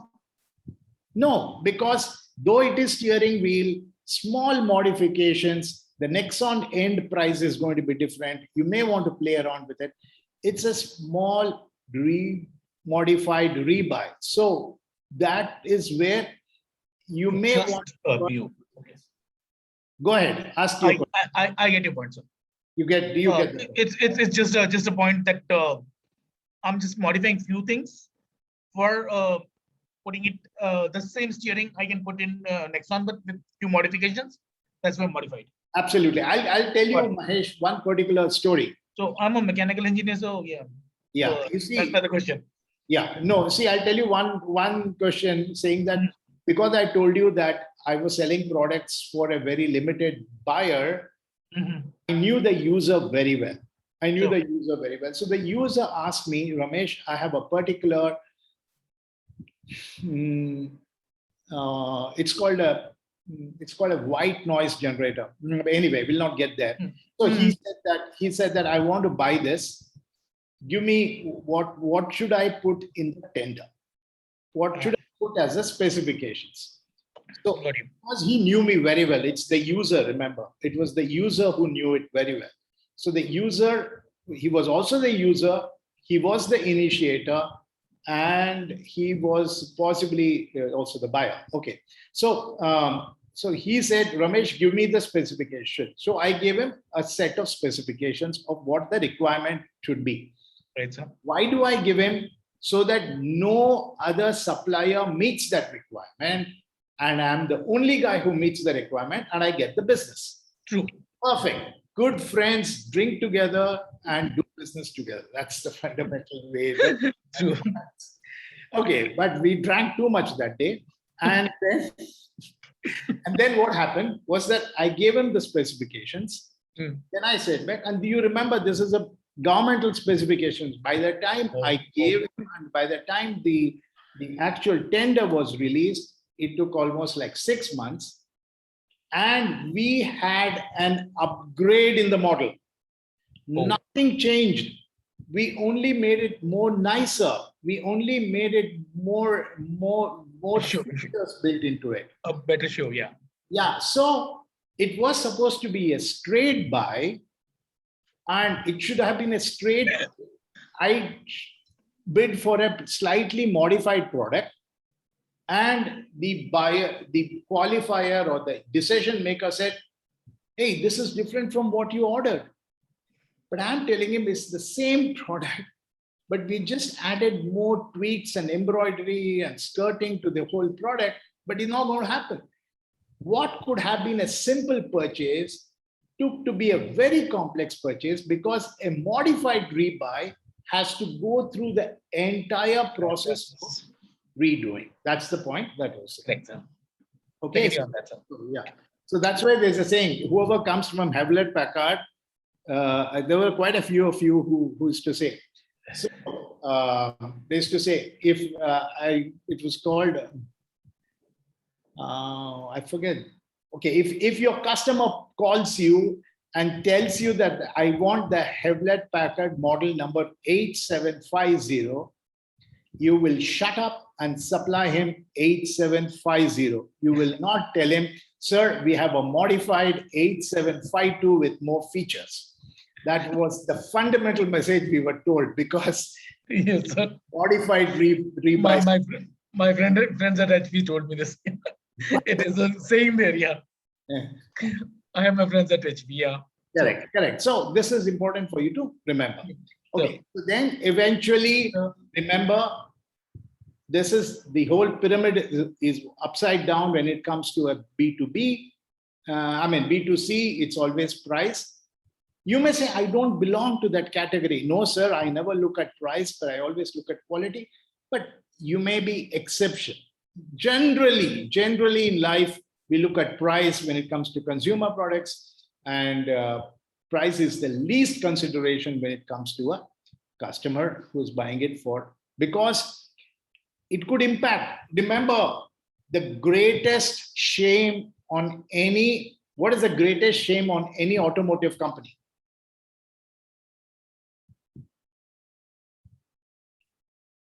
The greatest shame for any automotive company is recall. Product, yeah. Recall product. Why did the product get a recall? Because some guy sold him an inferior, technically inferior product. There is so quality is the most important when it comes to, because it is possible for them to add more price and sell the product. That done, we forget this. And now I want you to listen to two very new slides that I added in for you guys to understand. Few years back, as you can see, I can read this, or you can read it for me. Our customers would call us and tell us, we have this problem. Do you have a product to sell us? It could be, don't say that I don't belong to that era. That was the era. It doesn't product doesn't have to be a physical product. The product doesn't have to be, it's everything that you're doing. Do you have a solution to my product, to my problem, is what the customer would ask us. Because the customer did not know what is the solution. But now the customer is a very, very knowledgeable guy. Just like how I don't want anybody to tell me or influence me on which model to buy, because I do Google search, I do reviews, I do YouTube, I do all those things. I know every feature of what I am buying than the seller. If that is true in the case of a B2C, imagine how knowledgeable the customer is in a B2B market, where he has no dearth of resources, he has no dearth of manpower, and it is equally important for him to know what solution is available. So in such a thing, how do you sell your product? In such a thing, how do you make yourself relevant in that business? Is because the customer is no longer an idiot. The customer is the most knowledgeable person. As a matter of fact, I named one of those companies in the 4 quadrants. Many a time, they don't even want to buy. They only call you to get themselves educated on the product, then get smarter to where to buy from. So in such a situation, there is what is called inside selling. That's the new word that is coming up. Is that it's not enough for you to go ahead and sell a solution. You should be able to work with the user, with the company, to look at what is it that they can do with your product, which will make them make a better sale.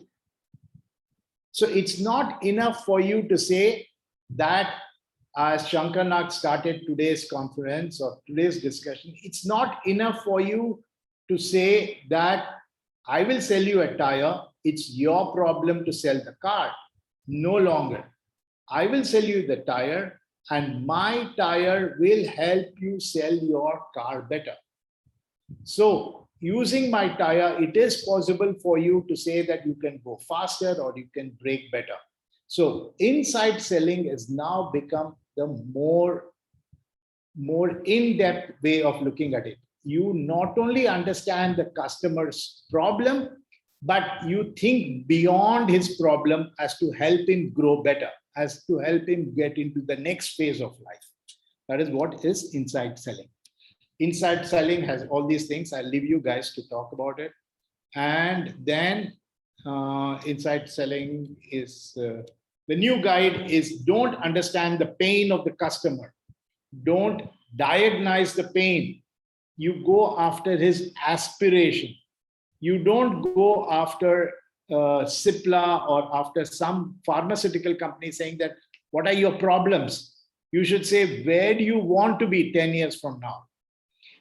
To give you an example, if I were to suggest you whether you should do your MBA or not, I'll not come to you and say, hey, what is happening, Mahesh? Looks like you didn't get your promotion. Looks like your problem is that you didn't, your boss is troubling you. Let me give you a solution which will win you the business. That's the old way of selling. The thing is, Mahesh, what are your aspirations? Where do you want to be 5 years from now? Oh, you want to be in a managerial position. So I understand that to be in a managerial position, you need to develop certain skill sets. So hence, I understand your need, and I and you will go together to ensure that you continue to be in that direction. I mean, I hope you guys are getting what I'm trying to convey. So this is what is all solution selling. And what else do we have? So this is your guide to inside selling. We still have about half an hour to go. Any questions on this? I'm completing B2B. I want to make sure that you guys have understood. I'll open up conversation for another 5-10 minutes. Since we have time, I will move to another subject as well. So any questions? I'm clear, sir. Team, please. I didn't hear you, Mahesh. So I said I am clear. And team, if you have any questions. Okay, okay. You're all clear? Everybody is clear? Yes, Professor. Perfect. Yeah, good. Perfect. So Good. give me 2 minutes to search out our next.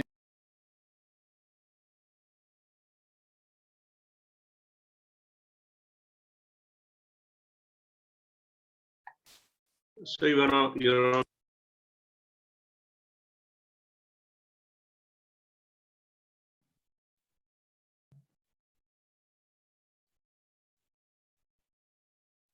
Okay. Sorry. I muted up. Okay. Yeah.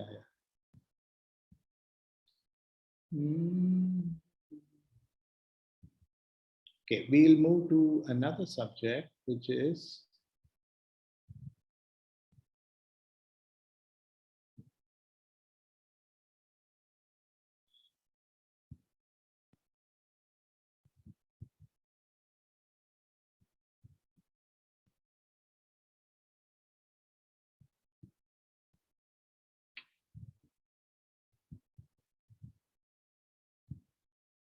and just give me a minute for me to open up the slides.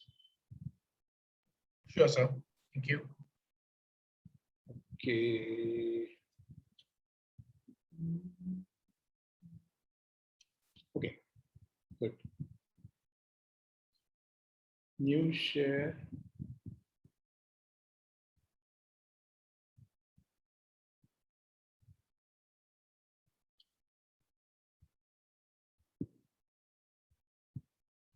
Okay, so where are we? What have we done so far? We started our class by giving you an intro to the class. Then we talked about the marketing mix. That's what I guess is the slide here. We talked about the marketing mix. Can you help me fill in this? What is 1, 2, 3, 4, 5, 6, 7, 8, 9, 10, 11?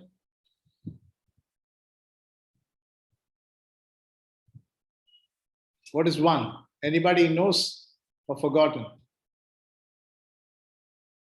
What is 5, 6, 7, 8?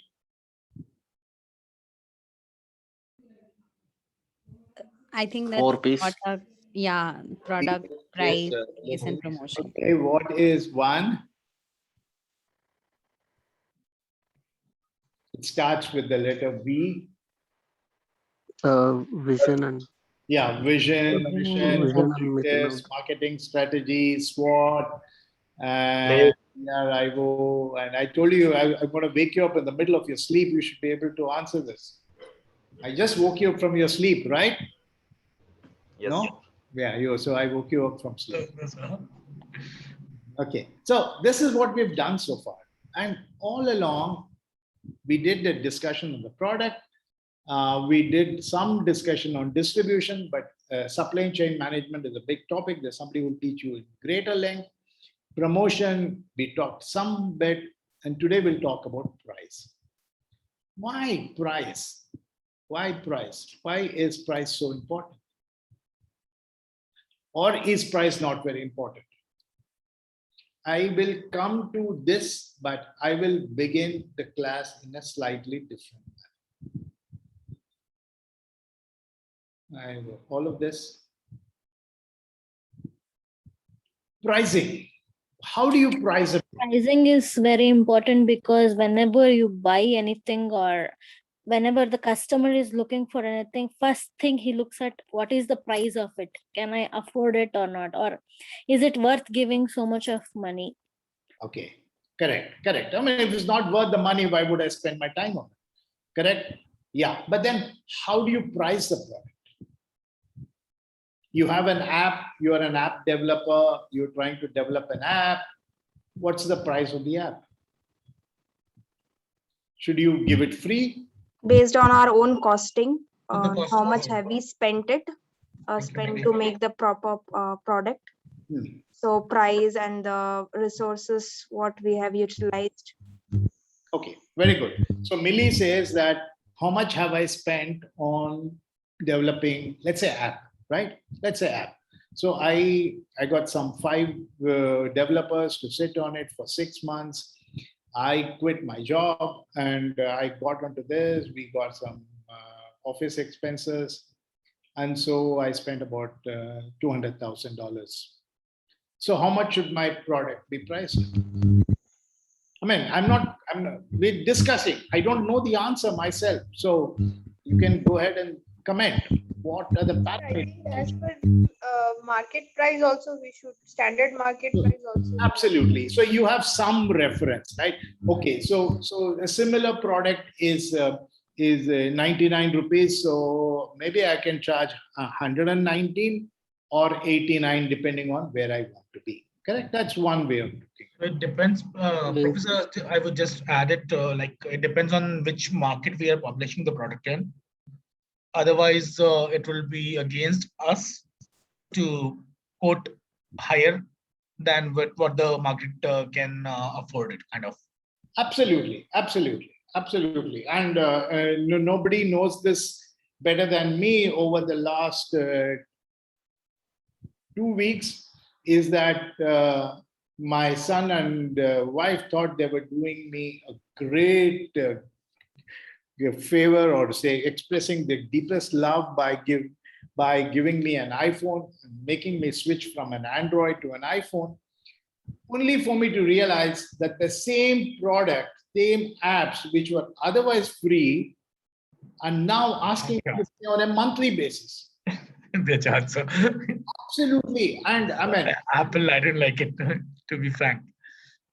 I don't know, I can't tell that to them, but then I'm regretting this. But then, so it's okay. It's Because okay. I can't even connect my earphone to it. Yeah. That's an issue with the Apple products. So that is the reason I don't use it. Yeah. I love to take screenshots. I love to take long screenshots. Doesn't happen. Oh my God. I can't do a save as PDF. I mean, maybe you guys are experts in that field, but no, that's a fail at Apple. So it does not work like the Android does. So okay. But the point is that the price for it. It's all about price. It's all about price. It was not enough for me to buy to be. They spent, I don't know how much they spent, but on top of it, I had to, because it came with a cable, but it didn't come with a charge, with adapter.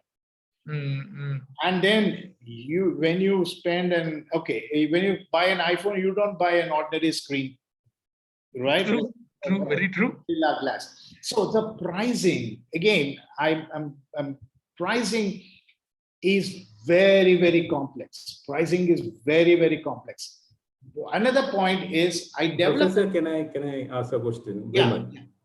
Professor, is right that it depends on the organization what they want to do with this pricing. For example, for a Zerodha, they were very clear. Even ICSE, I was reading an article where ICSE can just now come and give what Zerodha is offering. It's a free Demat account. Literally, they don't charge anything, and they've actually bought it for free for any of the clients. But if today ICSE could do it, they could just slash, but they're not doing it. So they are giving for free the price? They are not even charging for the price. But does it right to say that it depends on the organization, because they want to capture a larger organization, larger employee base, or larger customer, but they give it for free, and then they price? Is that price also placed? Doesn't mean that they may have a lot of infrastructure put in, they will have people, they have to pay salaries, but they're not costing it on the customer. But the idea is to have the market rather than charging customers. Absolutely. I'll tell you what, you're perfectly right. So you couldn't be more in line with what my thinking is, because like I was telling Millie that or who was talking, saying that how do you price your app? So the question is, I spent $200,000, and do I charge my customer, or do I charge for a download? Somebody says, Ramesh, we should charge 99 for a download. Somebody says we should give it free. But that depends on what is my final motive. Because as I go to the investor, I go tell the investor two stories, depending on what story I want to say. I will tell the investor that we already have 100,000 downloads of our app. Excellent. The investor is going to ask you, are they free downloads? Yes, sir, they are free downloads, but they are very sticky. It is possible that they will continue to work with us. Or I might tell him that we have 10,000 downloads, but each of those customers have paid 99 rupees for each of those downloads. It's all depending on what is your objective that you're going to get to that point. So again, the one last discussion on this before we get into the matter is that when there was this huge fight between Airtel and Jio, what was Airtel doing? Airtel was saying, if Jio is reducing the price, I'll reduce the price. If Jio is giving it free, I'll give it free. Because every customer is dear to me. Every customer is dear to me. Every customer dear to me. And then Mr. Mittal goes and shakes the guy and says, is every customer dear to you? Think twice. Is every customer dear to you? No, sir. It's the paying customer who is dear to me. Now Airtel says, go ahead. Find out those guys who are only recharging for 99 rupees per month. and find out those guys who are recharging for 999 rupees per month. So guys who are charging 99 rupees per month, you tell them, guys, here's your ultimatum. You either upgrade or we are dropping you from our customer list. And Mr. 999, we are so delighted to have you with us that we are now going to give you Airtel, what is it called? Airtel Thanks. I'll give you Netflix free. I'll give you this free, that free. So your pricing is all dependent on where do you want to go and which way do you want to head in that direction.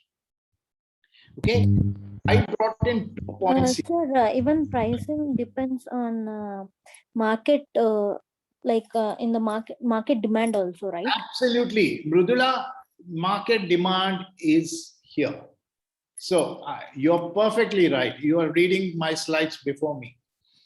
No, I'm joking. Of course, I'm joking. You know that. Okay, so I know where you're heading, but I want to tell you one thing, is that pricing for perishables. You know, it seems that fresh fish has the highest pricing, right? Especially this example is the Japanese pricing example in supermarkets. In supermarkets in Japan, the price of the fish is a constant variation.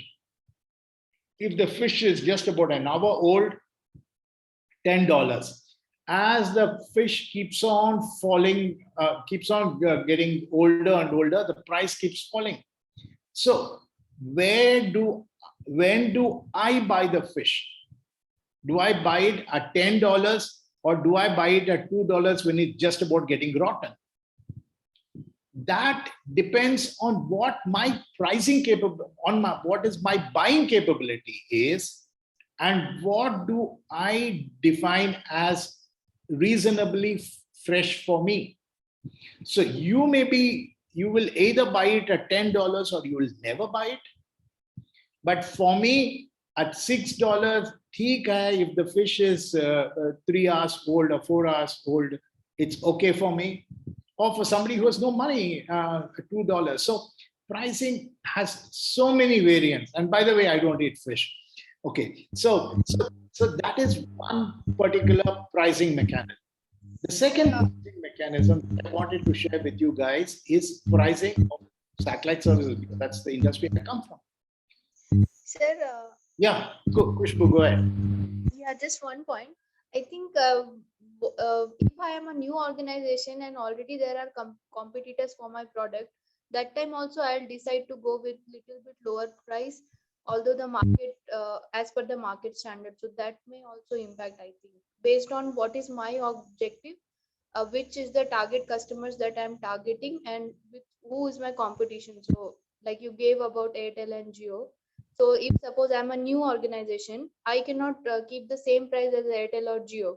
So definitely to attract more customers, I may need to reduce my price and give some days I should give free or something to get the customers, like Jio did in the beginning. So I think that impact hang on. So very good. What you're saying is, okay, let's discuss Khushbu's problem. So Khushbu is saying that she's got a product which already there are 3 top suppliers and she wants to enter into the market. Now, obviously, she cannot be 1 penny costlier than the other 2. So, and she has to be lower in price. So she lowers the price and people come to her for the services. But after some time, what happens? You know, at lower price, what happens? You are not making money, correct? Yeah. So now, how do you make your money? You may have got these 100,000 customers come to you, but they are paying so little that you are not able to survive. So then what is it that you will do to make them, to increase your price? The moment you increase your price, I'll go back to the other guy. And when you decrease the price also, people think this, they have obviously compromise with the quality or quality issue. Yeah. So the challenge is that you decrease the price to get the customer to you, and then you bring out about stickiness in your product. What is stickiness in your product is that you start introducing features in your product which will make the customer stay with you. For example, you lower the price, and then you get the customer to switch to you from, let's say, a mobile company. So best example, Jio, sir. Jio network. Absolutely. There's so much of stickiness. There is so many things which they are trying to do, which will make you, once you've gone there, you start appreciating the features. So more and more features get added in. So this is what is all about pricing. Pricing is, and finally, at the end of the day, you spent $100,000 to produce your product, and you think 99 rupees is the correct price for the product. Who are you to think? It's me, the customer, who has to decide. Like you said, BRIO, every one of us thought, I thought rarity is the right answer. And you are the customer, you say value is the right answer. I thought also so. Right? So at the end of the day, what if it's 99 rupees? Jamega nahi. I'll give you an example. We bought a product which they said at absolutely low price. I bought that product, the product doesn't work. I cursed myself, but thanks to Amazon, I can return it. So finally, price is only depends on what is value for the customer. So this is the intro. There's still another 5 minutes. I'll just give you one brief discussion on pricing, and then we'll keep it for tomorrow. Pricing has 3 components: the economics of the product, the thought of the customer, and what your competitor is doing. Like Pati, Patni, or wo as an example. Very well related, sir. Very well. I always had, I mean, the reason, I see all our slides and all our, most of our acts are in. But then he has a lively presented kind of. I had in wherever I learned, I had my boss. I mean, it makes it very easy for you to, acronyms are very easy, and then do it. So what is economics? So before we get into this, may I ask about Reliance and the Jio and Airtel part, right? Jio was present. Jio was new. Airtel was established, but they put their thoughts in, and everybody was competing. I'm sorry, I have some hiccups. Sorry about that.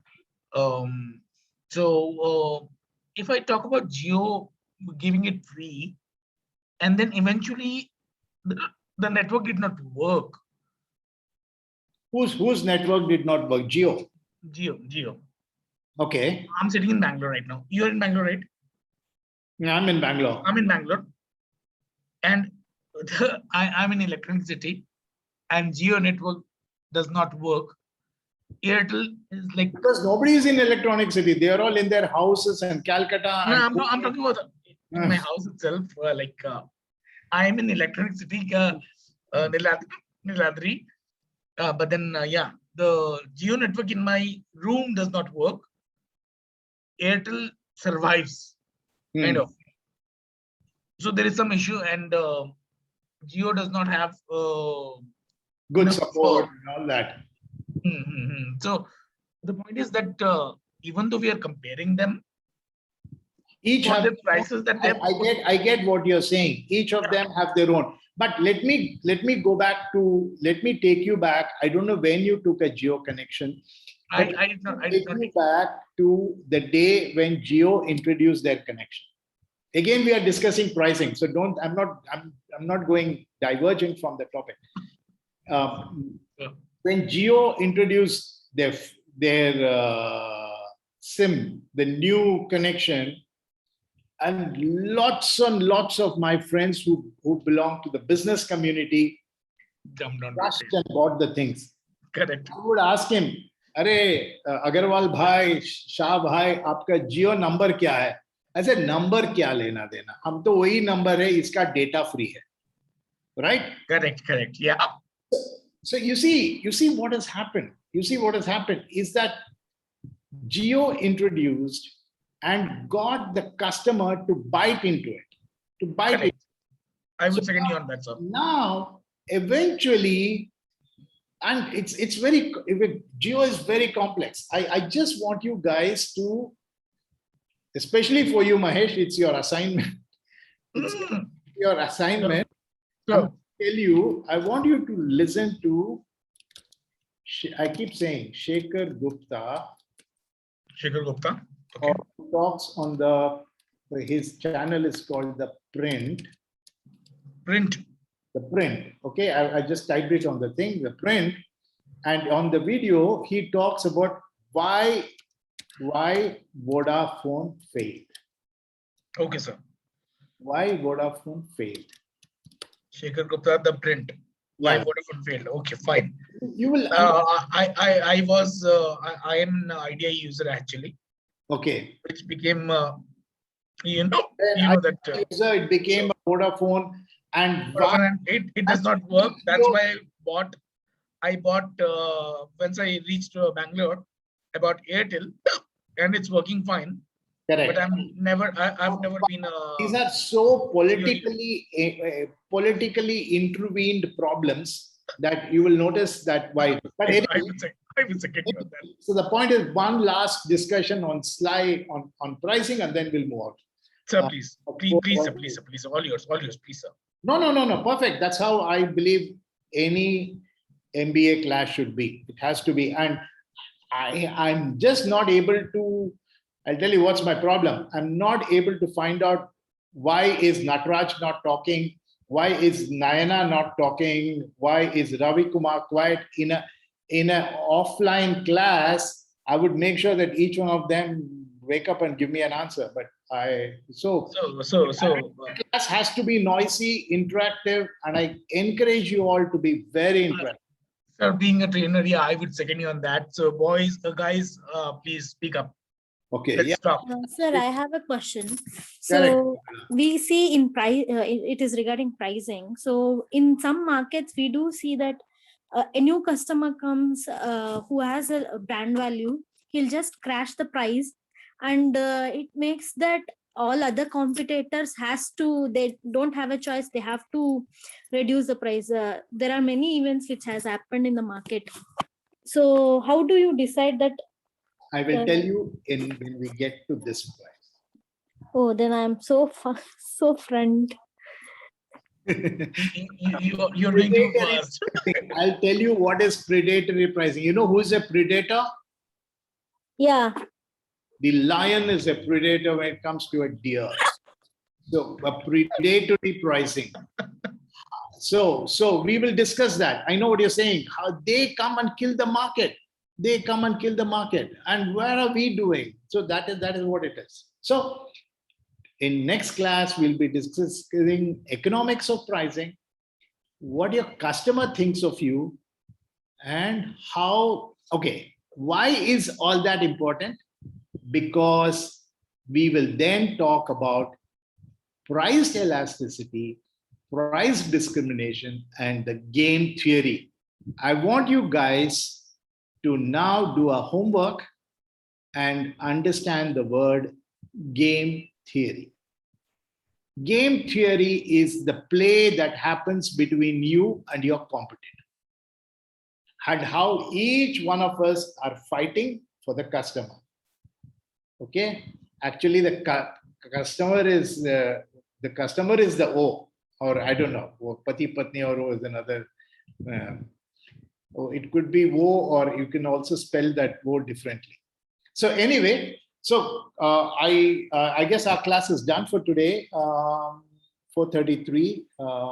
I could go on another minute, but I guess if I go another minute, I'll have to get deep into the subject. That is the problem.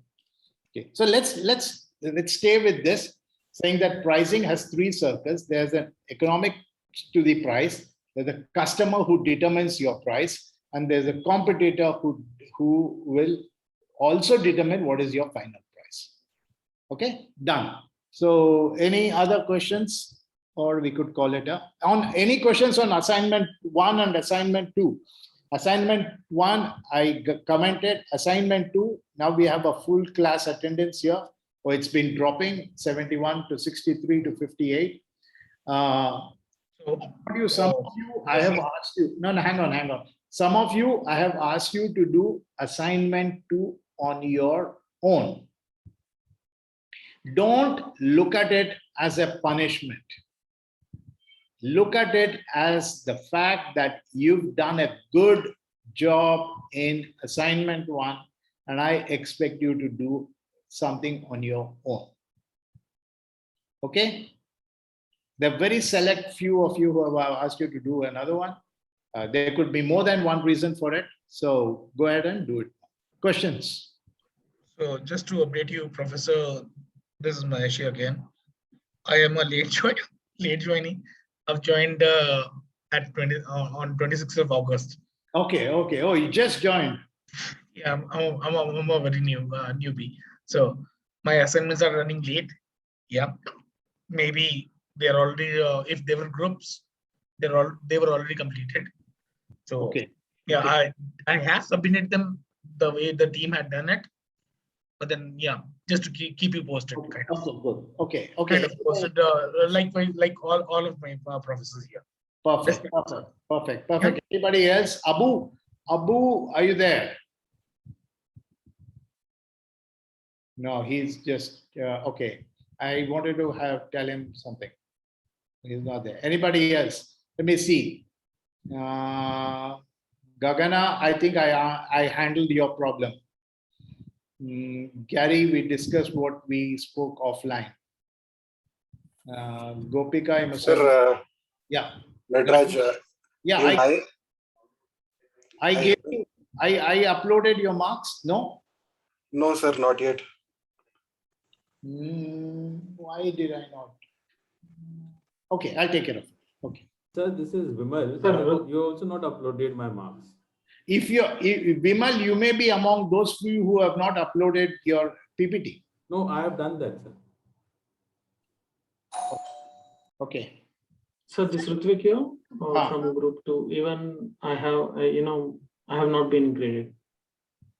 Okay, make sure that you have uploaded to the LMS. I cannot grade you yes. If you have not uploaded. For example, I know this gentleman called Abu Azimuzan has not uploaded, and so it's a sad that he's not uploaded. So if somebody like you don't uploaded in LMS. We have uploaded I have uploaded before the time only. So I'm not. So Pawan here, even I have uploaded the PPT. It's showing that grading status is as graded, but I'm not seeing any grades marks here. No, I didn't understand your problem. Sir, I have uploaded the PPT on the LMS, and the grading status is showing to me as graded. As graded? Yeah, graded, but I'm not seeing the marks. Oh, okay. Yeah. As you have uploaded, I'll take care of it. Okay, sir. Thank you. Sir, small corrections, sir. Sir, Nataraj here. I've got my marks. I just checked now. Sorry. There you go, man. No, sorry, sir. Sir, I have checked 1 hour back. I did not see it. So, in fact, I've dropped you an email as well. We have parallel processing, my friend. No. I know for sure, Nataraj, I did that. So that's why it's okay. Okay. Sorry, sir. Monday. Yeah, no, it's okay. Come on. Vaishnavi, hope you've been enjoying the class. Okay, right. See you guys. And I hopefully will make sure that all of your marks are uploaded by next couple of days. Otherwise, I'll take care of it. Not to worry. Okay, go enjoy whatever is left of your Saturday and Sunday. Thank you so much, Professor. Thank you. Thank you, Professor. Thank you. Thank you, sir. Thank you, sir. Okay, bye. Bye. Stop recording.